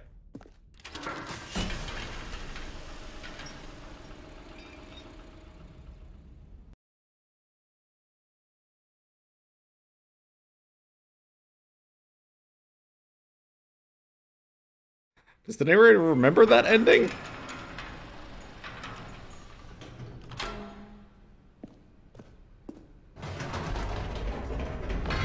You see, Stanley, I've been reflecting on the Stanley Parable and about how roundly disappointing this ultra deluxe version has turned out to be.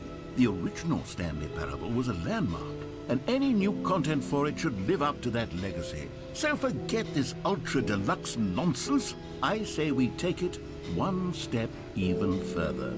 Which is why I'm very proud to announce for the first time ever, the Stanley Parable 2. Woo! Yes, you see, isn't this far superior to a measly re-release with a few minor additions? Think of all the new territory we'll cover with a fully fledged sequel. An entirely new experience, built from the ground up. Why, there are so many possibilities. It could go in so many different directions. This is what fans have truly been asking for. It's a shame that Calling it the Stanley Parable got 2 spoiled for me is by just so much the video catchier thumbnail, than but Ultra Deluxe, don't you think? Ultra Deluxe? What does it even mean? But the Stanley Parable 2, now that's an artistic statement right there. It's future-oriented. It screams progress and innovation and long-term franchising potential. was he like breaking down near the end there, or was that just how he chose to pronounce that boring sections of the chart, cool red section of the chart?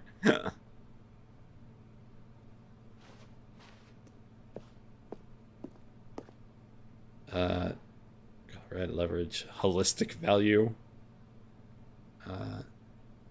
paradigm shift, synergy. Hell yeah, let's go. Envelope that client-centric marketing, baby. Sequential mindshare, I love it. I love it.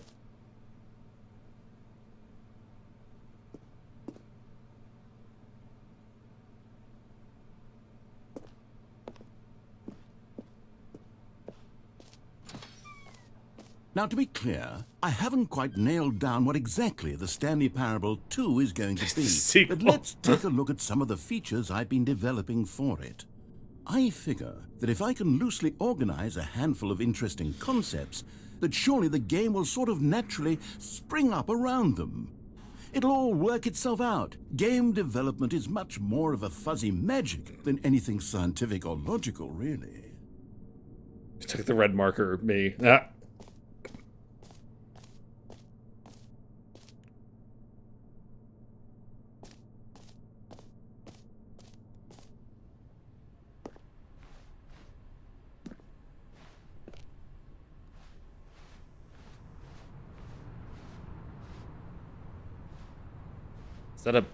Is that a bus to new content? Is that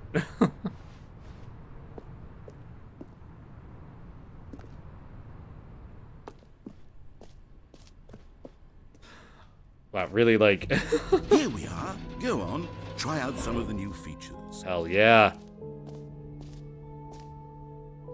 The button that says the name of the player that is playing the game. And the parable research. I wanna see that goes. Button that says the name of the player that is playing the game. Hell yeah. Hear my name in the game. Oh my god. I can't. For the Stanley Parable Wait. 2, I asked myself, what do players really want? And of course, the first and most obvious answer is that they want to be individually recognized and validated as people. So with that in mind, my first addition to the game is this button which speaks the name of the person playing the game. Isn't that wonderful?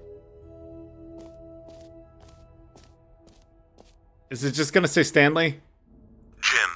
Oh. Sorry, I should have clarified. Right now, the button only says the name Jim. But of course, in the final game, this I need to button get will my say sister's your boyfriend name, to play whatever this. name that is. Here, Oh no, and a let's have you coworker. role play as Jim to really simulate the full experience. I of know a this couple feature. Jims. Just play along. This is gonna I blow their promise fucking you'll love mind. it.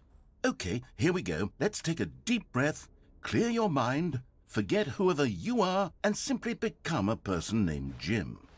I want you to imagine yourself living as Jim. One's dating my Sleeping and sister. I don't waking as really Jim. falling in love and being heartbroken. Let's do a different as Jim, one. seizing all of the world's possibilities as Jim, and as Jim, watching your dreams crumble into dust. Do you feel it deeply? Are you really, truly Jim right now? I'm Jim, baby. If so, then please step forward and press the button. Jim. Yes! You see? What a thrill! What a rush! That was you! The button described you. Do it again. Do it again. Jim. Ooh, it hits even harder the second time. If this were the only new feature in the Stanley Parable 2, it would still be worth the money. Let's take a break from the Jim button. I'm too emotionally drained from all of this personal validation. Okay.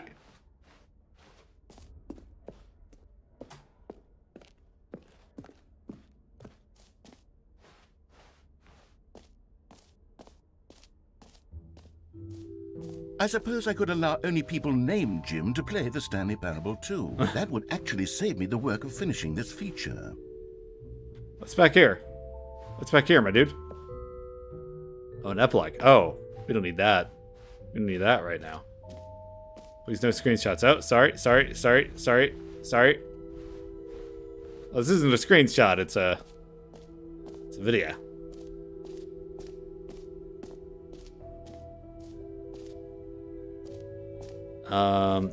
Let's check out Stanley Parable Reassurance Bucket.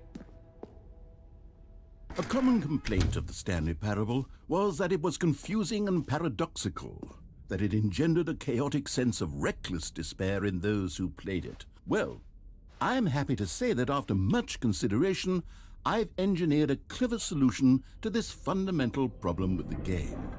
It's the Stanley Parable Reassurance Bucket. You see, Stanley, anytime you're holding the bucket, a sense of calm and ease will fill your mind and your heart. It's true. As long as you hold on to the bucket, the many disorienting contradictions of the Stanley Parable will feel perfectly normal and perhaps even comforting. You may even come to long for the gentle embrace of jarring cognitive dissonance while the bucket is in your arms. And to be honest, I find that unlikely. it's a much more convenient solution for me than actually redesigning the game to be less uncomfortable. Can you imagine what a pain in the ass that would be? Yes, the bucket is the perfect solution. Come on, give it a try. Okay. Can you feel it? The glow of comfort, even in the face of crushing despair, must already be sweeping through your body. And in fact, can I say that I do believe the bucket lends you an air of charisma as well? I think that just holding it has made you the slightest bit more attractive as a person. I feel The it. benefits of the bucket seem to go on and on, don't they? Yes. All this and more await you in the Stanley Parable 2. Can't really do anything with the bucket.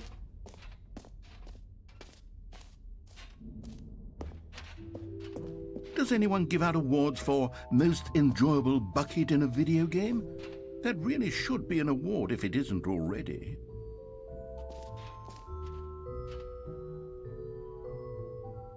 I would buy these t-shirts.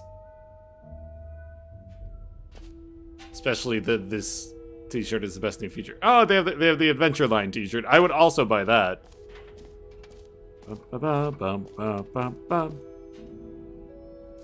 Where else can we go? Let's check out the office decorations. Okay, I'll be honest, I haven't yet decided on this one. I think that in the new version, the office could use a bit of decoration, like balloons. But I'm undecided on Get Well Someday and Happy 12th Birthday. Which would you go with? Nice.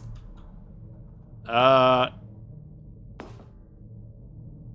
I prefer that. You know, sometimes when you solicit another person's opinion, it makes you realize that you knew which one you actually really wanted all along.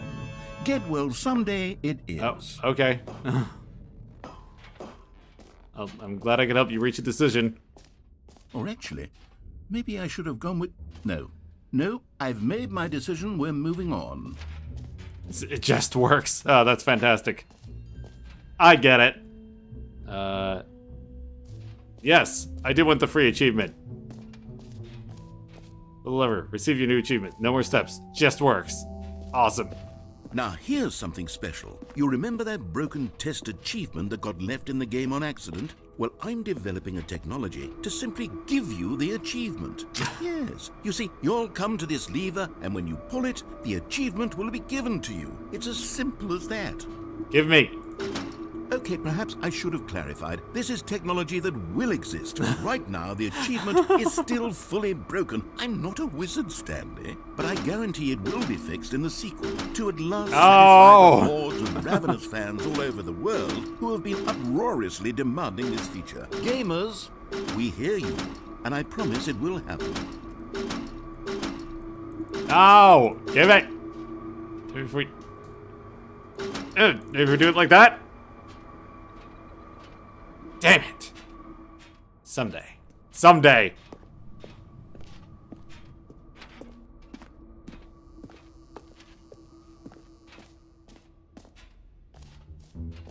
What else? What other exhibits haven't we seen yet? New jump circle. You know what? Let's bring the jump circle back for Stanley Parable 2 as well. It's a... Oh, wait. You already spent all your jumps the first time we saw the jump circle. Oh well.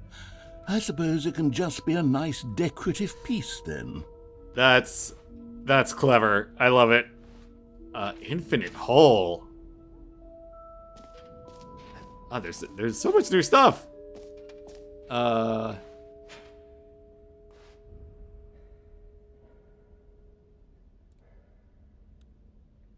Settings world champion. Holy shit. It's gotta be the settings guy, right?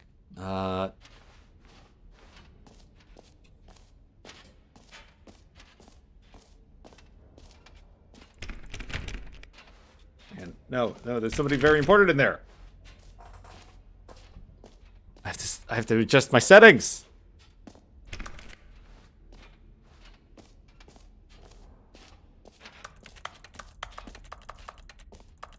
I'm still in like Elden Ring mode of just hit everything and hope that there's an invisible wall.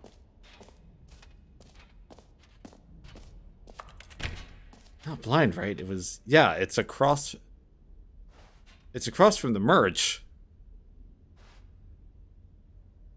Oh, this is bullshit. I want it.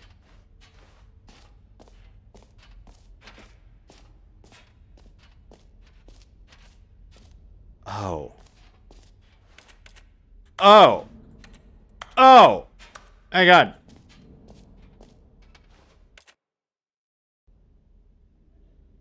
Do I need to actually play this at 344 or something? Let's just remember that. 344.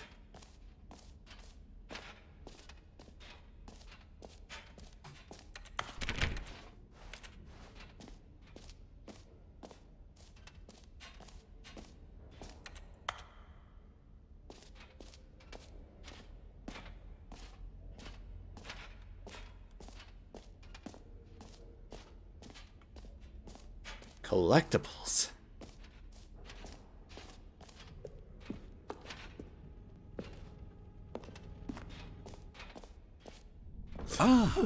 Collectibles.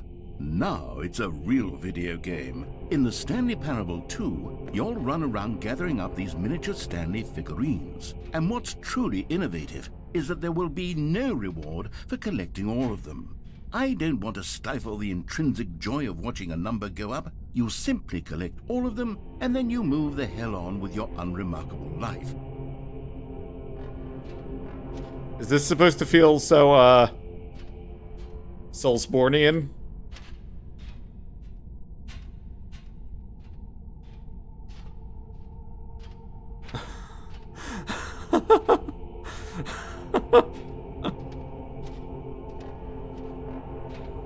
Yes.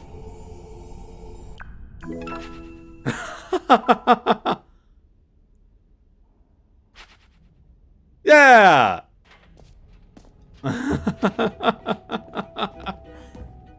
God, it really is the worst when you collect everything in a video game and then they give you a big fancy reward for it. Absolutely tragic. I know, right?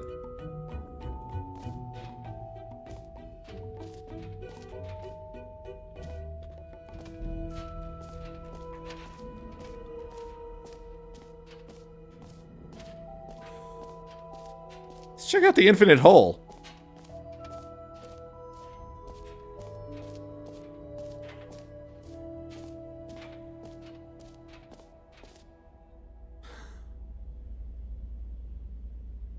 Oh, it's a hole like infinity. It just keeps going.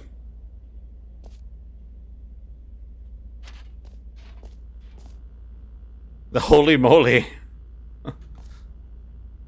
The answer will... How deep can we dig? The answer will mildly surprise you.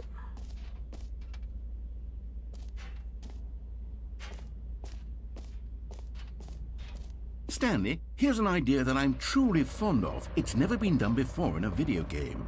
This is, in fact, a hole that you can fall down forever. That's right. Infinite falling. You can fall until the end of time, if you like. A stunning leap forward for video games as a medium.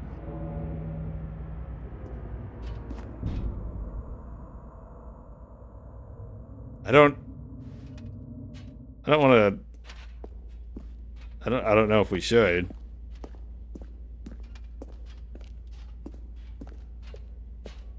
But why should we not? Yes.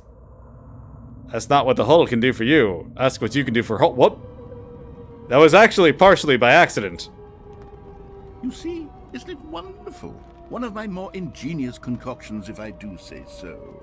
Now then, since you've gotten to see the infinite hole, you can press the teleport button to pop back up to the top, and we can continue onward. Now, I don't mean to be a bummer, but I do recommend you use the teleport button to go back to the top. Great. Now, okay. I'm very excited to show you even more of my ideas for the sequel. I bet that's not actually infinite. But I want to look around a bit more, because if that kills us... I feel like I've heard that referred to as an ending. The whole ending.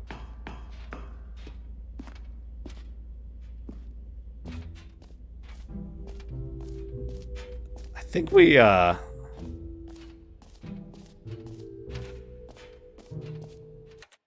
was wondering if it, like, gave me a collectible counter on the pause menu or something. Office decorations, epilogue, collectibles, infinite hole exit. I guess we'll check the epilogue.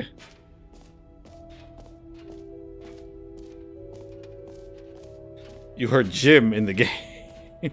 They changed from hear your name in the game to you heard Jim. An epilogue would be fun, wouldn't it, Stanley? Yes, it will go at the end of the, well, we'll figure that out later.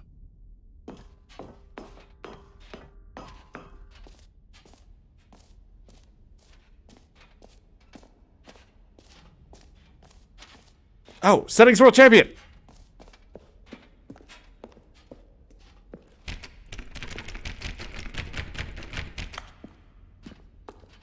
I guess I need to beat it and go there. I mean, I found the time. It's 3:44.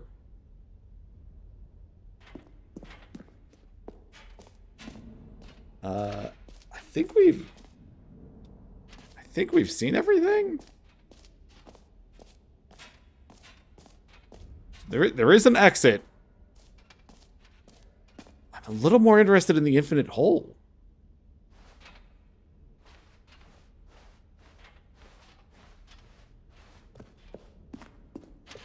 But let's see where this starts taking us. All right. Have you seen everything you wanted to? Ready to move on now?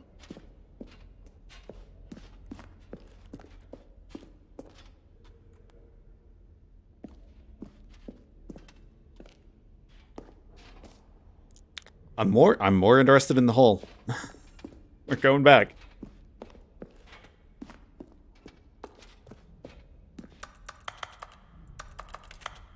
All right, that's really suspicious, actually. I'm pretty sure you're supposed to inform people when you find an abandoned suitcase, because that's either somebody lost it or there is something bad going down.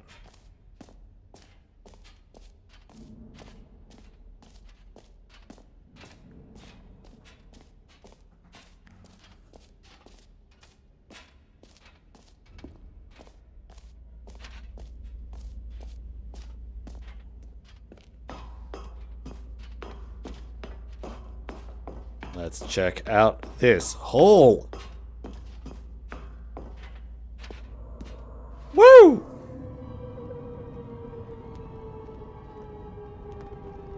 Okay, and I guess we're back in the hole now.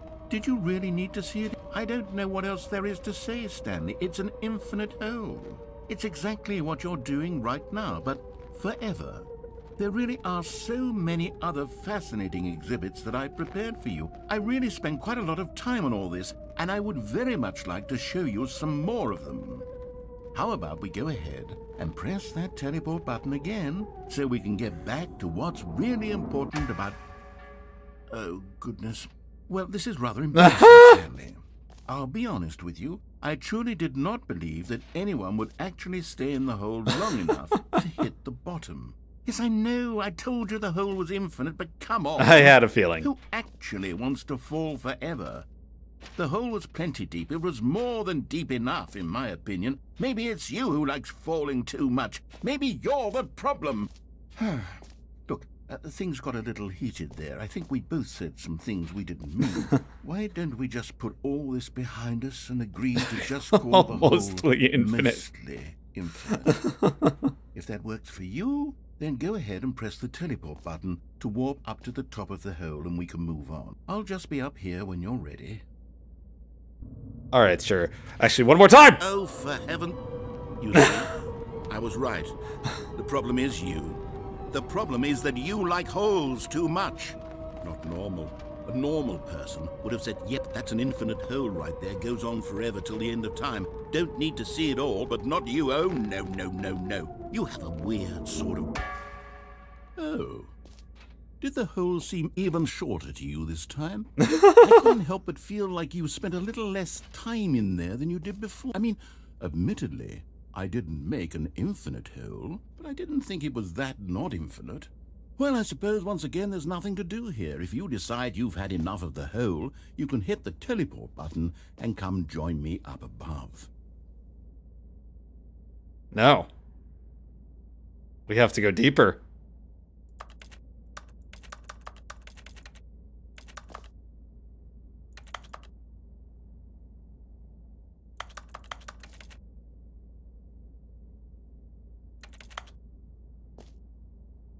Had enough?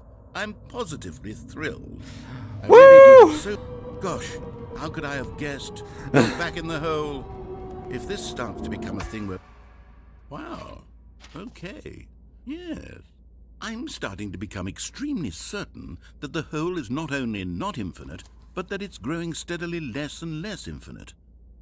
I suspect that I'm starting to hit the point where it's no longer feasible to call the hole infinitely deep, even by the lax overall standards for accountability and marketing. What's going on here? Stanley, I have no explanation for the uncertain nature of the hole's length. Here, let's try something. Let's pop back up to the top, and we'll see if it gets any shorter. I'm glad we're on the same side. The shame of my lie has come to haunt me. Not only is the hole not infinite, but it's barely even a hole at this point. It's more of a concavity, or even a very aggressive divot.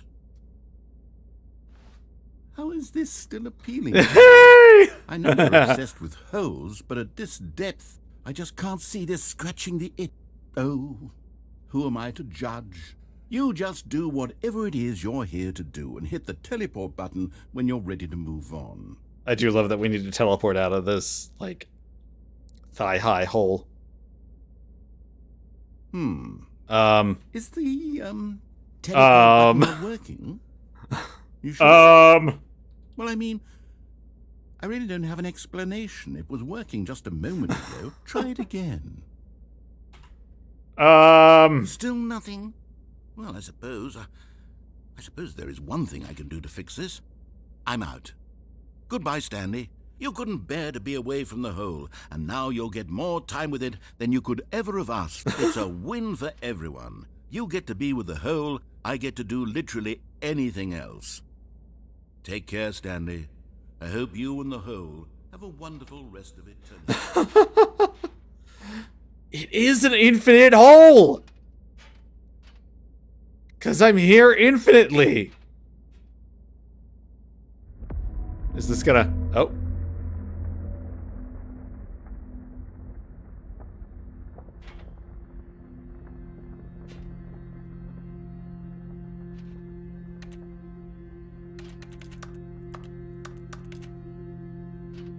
All right. Oh. Oh. Oh. Yes. Yes. See what he said. See what he thinks now. Carry me deeper, hole. Yes. Fuck all y'all. I'm going down infinitely.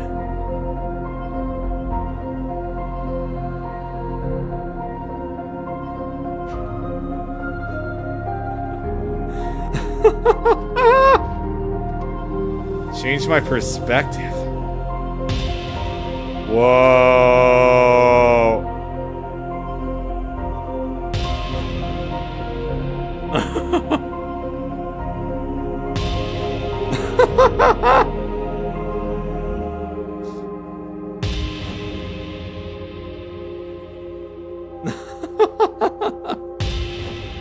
Change my perception.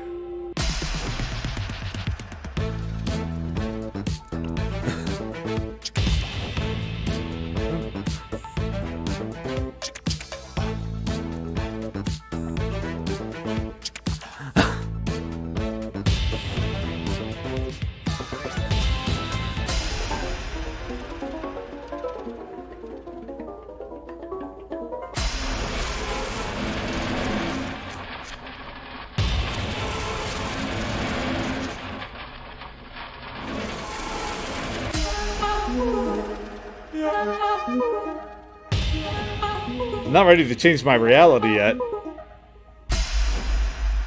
My head's stronger. Now you're no longer using up the space of mine. My head's stronger. Now you're no longer using up the space of mine.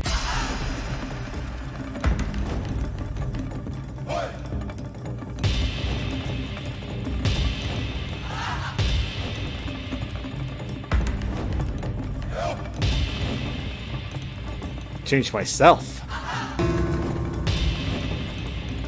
Whoa.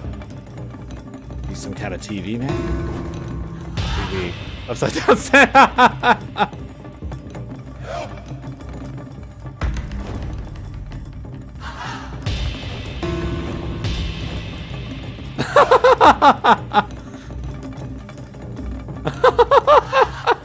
Oh my gosh, look at the model!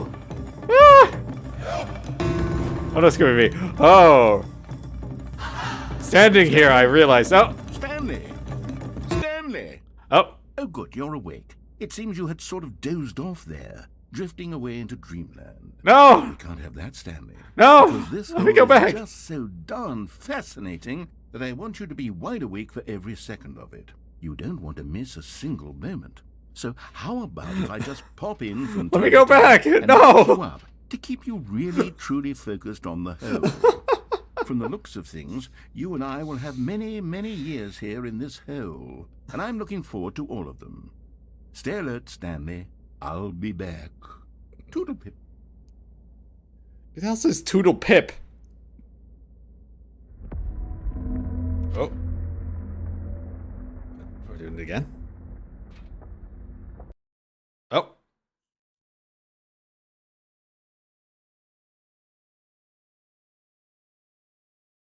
Okay. Oh, I'm glad that it starts me we here. are. Thank God. Go on. Try out some of the new features. So, okay. Let's just head straight for the exit, I guess.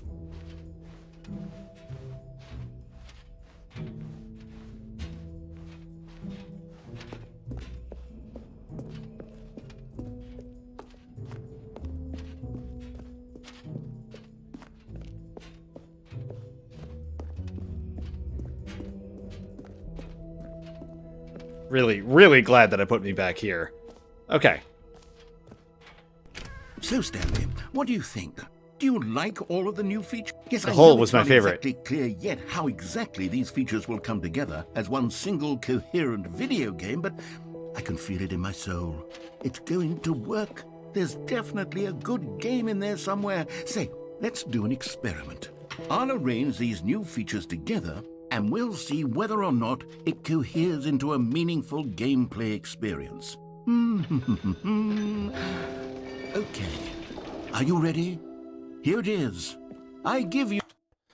Hang on. I just thought of something.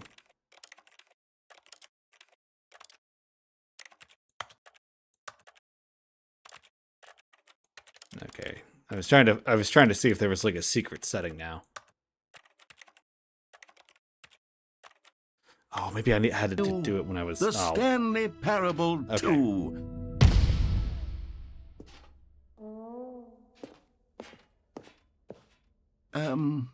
Well, I mean, there's potential here, right? It's sort of... Okay, never mind. Hold on. Let me do a different arrangement. Okay, yes, this is much better. I feel good about this. Here we go. Version 2. Who am I kidding, Stanley? This isn't a coherent video game at all. It's a lot of gags. And I do very much enjoy creating gags, but they don't add up to anything. I wanted more than anything to create a sequel that would capture all the magic of the first game. I wanted fans to love it. No matter how good these gags are, they won't stand on their own. They would need the structure and the gameplay of the original. Wait, maybe that's it. I can take the original Stanley Parable and simply, well, insert a few of my new features into it. Tastefully, of course. With respect. With care for the vision and integrity of the original game. Would it possibly... I suppose it could. But it would need a really, really tremendous title screen. A title screen that says with bold and uncompromising conviction, "This is the Stanley Parable 2." Let me see if I can whip something up. All right, perfect. Go ahead. Take a look. Oh. Hell yeah.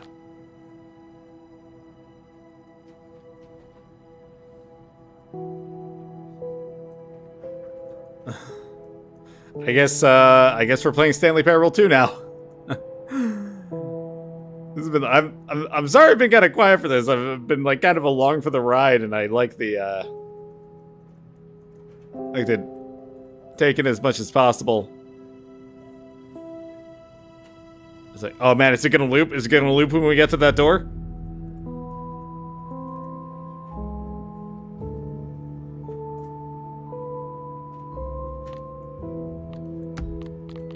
Are the settings here?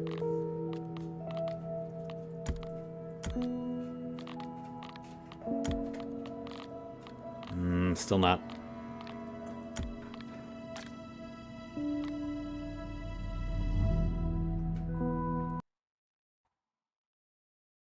Begin the game?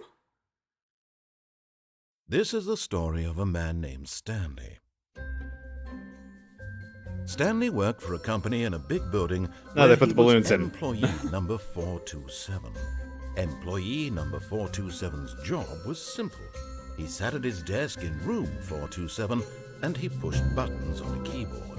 Orders came to him through a monitor on his desk, telling him what buttons to push, how long to push them, and in what order.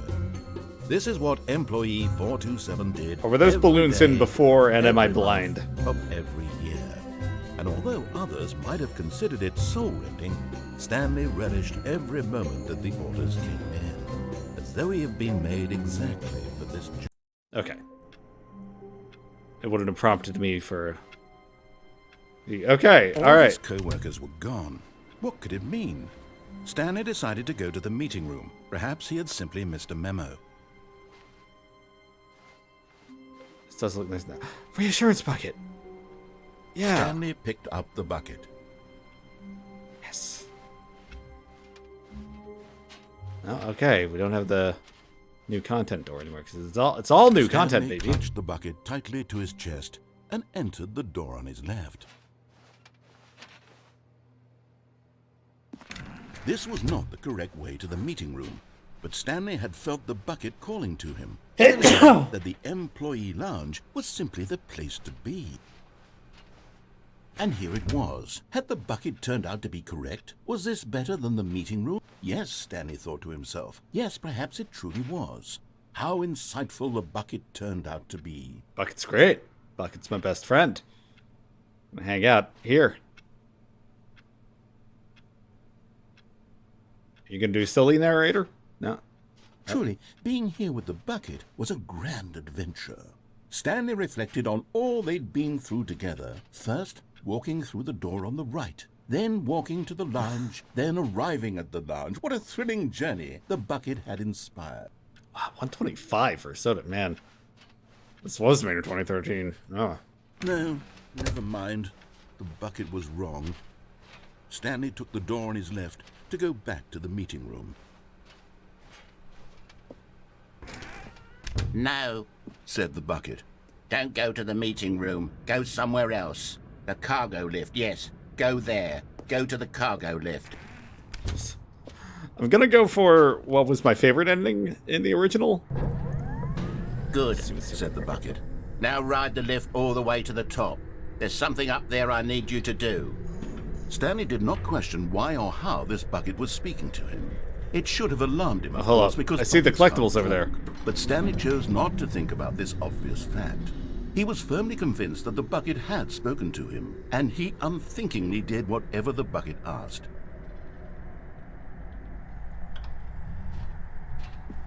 In here. Said the bucket. Go into this dark room over here. Stanley once again obeyed blindly. I don't know why I keep expecting doors to be openable.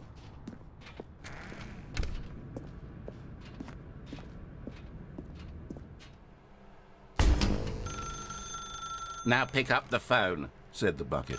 Pick up the phone, and it will take us back home, where we can go about life together.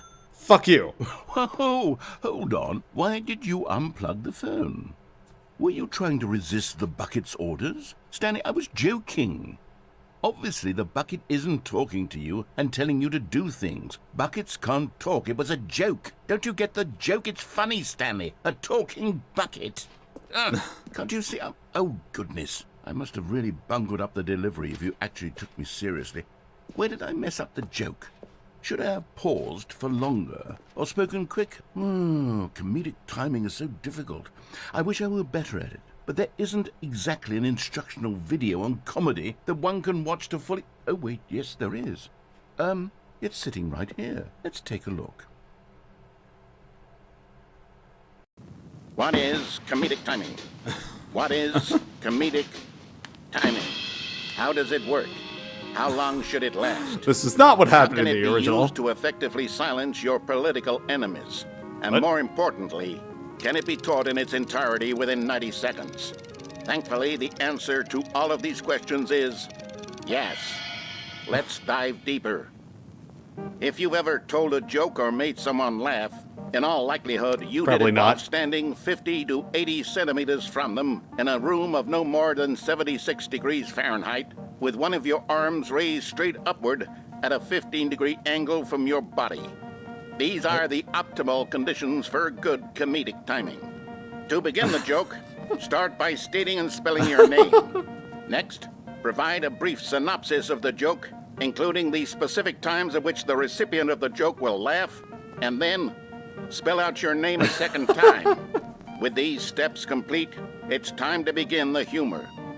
Speak the entire joke in no more than 18 seconds and no less than 13 and a half, pausing only for bathroom length. breaks when necessary. Pretty good length for a joke. When the joke has concluded, it is customary to inform your listener that the joke is over by declaring in your loudest possible voice, "I'm Dunny with the funny." I'm Dunny Let's with the practice funny. Screaming, "I'm Dunny with the funny" now. I'm Dunny with the funny. Good. This saying is a perfect example of expectations management, which is the cornerstone of good comedy. All right. Finally, it's time to hand out surveys. Collecting hard data from your audience on how rapt they were throughout the joke is the only way to grow or learn as a comedian. An effective survey should be no less than 10 pages long and should include right. the same question reprinted several times. Just to Third hand ensure there. the survey Good taker is touch. actually paying attention and not simply filling in answers at random. And that's all there is.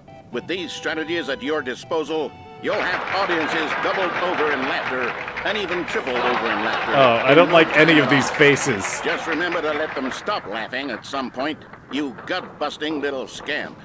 After all, we're each of us needed on the front lines of the war to fight the 12-legged invader who threaten our very existence. I mean, I and guess... very likely die in a hailstorm of bullets and mandibles.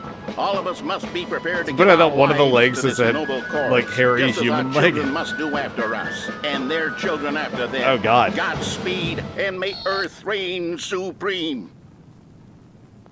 Okay, that took a turn.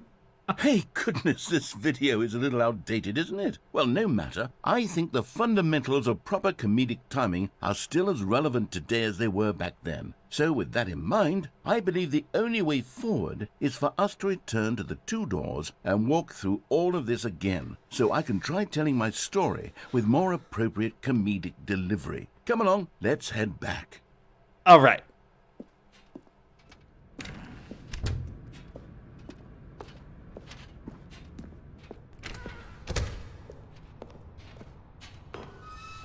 I can feel it. Oh, you can't This fall time, off now. I'm really going to You can't nail just fall the off delivery. and die You'll be in down there. stitches. A talking bucket, you'll say? How ridiculous. How absurd. What a hilarious concept. The king of comedy. That's what you'll call me. Thank goodness we had the instructional video. Otherwise, who knows where we'd be right now. Well, I wouldn't be the king of comedy, that's for sure. The bucket spoke to Stanley. The bucket spoke. The bucket spoke. Oh, I'll figure it out on the fly. No need to overthink things.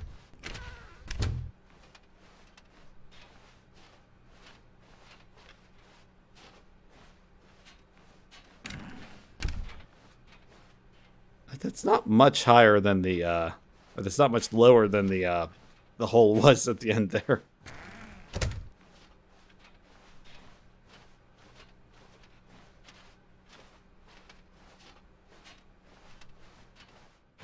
Here All we right. go. You ready? When Stanley and the bucket came to a set of two open doors, they entered the door on the left.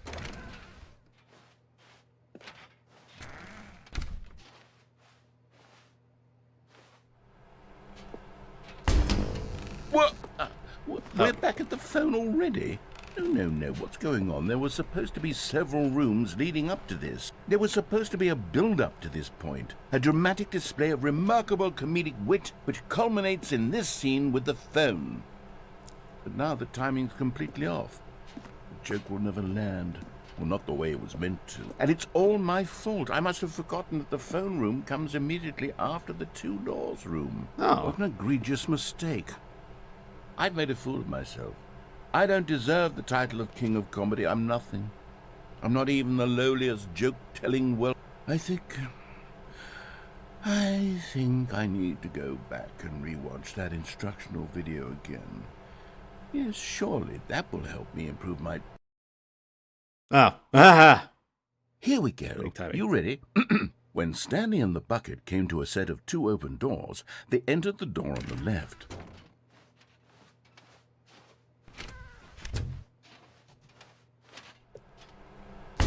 What? We're back at the phone already? No. Here we go. You ready? When Stanley and the bucket came to a set of two open doors, they entered the door on the left. Fuck you, I won't do what you tell me. What? We're back at the phone already? I guess I need to go left. Here we go. You ready? When Stanley and the bucket came to a set of two open doors, they entered the door on the left. No. You were supposed to go through the door on the right, leading back to the phone. Did you not even look at the instructional video? I think this is all covered very clearly. There's no way I can make the comedic timing work now. It's done. The joke is completely done and over. It's all your fault, Stanley. I'm going to be ridiculed in the community of other joke writers. I'm going to be shamed at every one of our meetings from now on. All because you couldn't watch a simple video and take a... Are you proud of yourself for bringing me down, Stanley? Are you proud? Oh. Stanley, you love the bucket so much it's like you... it's as though all of your other most prized possessions pale in comparison. Yes. Well, let me try that again, Stanley. I heard that you are pale with shame over how unabashedly in love with a bucket you are. No? Still not? Is it the delivery? Pale with shame. Pale with shame? Pale... Oh, this wasn't Unity. I had a feeling. What's another word to describe a bucket? Stanley, this bucket is so metal. I think I saw it playing guitar. No. No. We're getting away from making fun of Stanley's obsession with the bucket, which was the whole point of this. I'm no good at these jokes. I need more instructional videos. That's exactly what it is. That's what will make me the king of comedy again. More instructional videos. Let's see.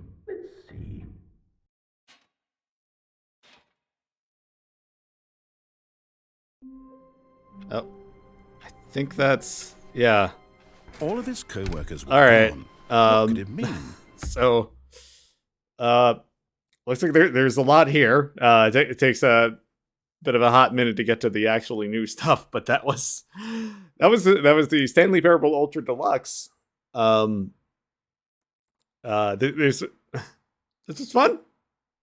I hope you all enjoyed being along for the ride. Thank you for watching all that. Be back. I'll be back with like Pathfinder or something soon. I promise. Was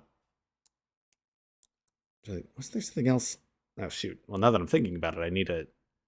Oh. Something definitely on the horizon. The sequel to AI, the Somnium Files. I can't remember the exact name of it right now, but I'll definitely play that on stream. That looks like a blast. First game was definitely. But hey, till next time. Thanks for joining. Good luck out there. See ya.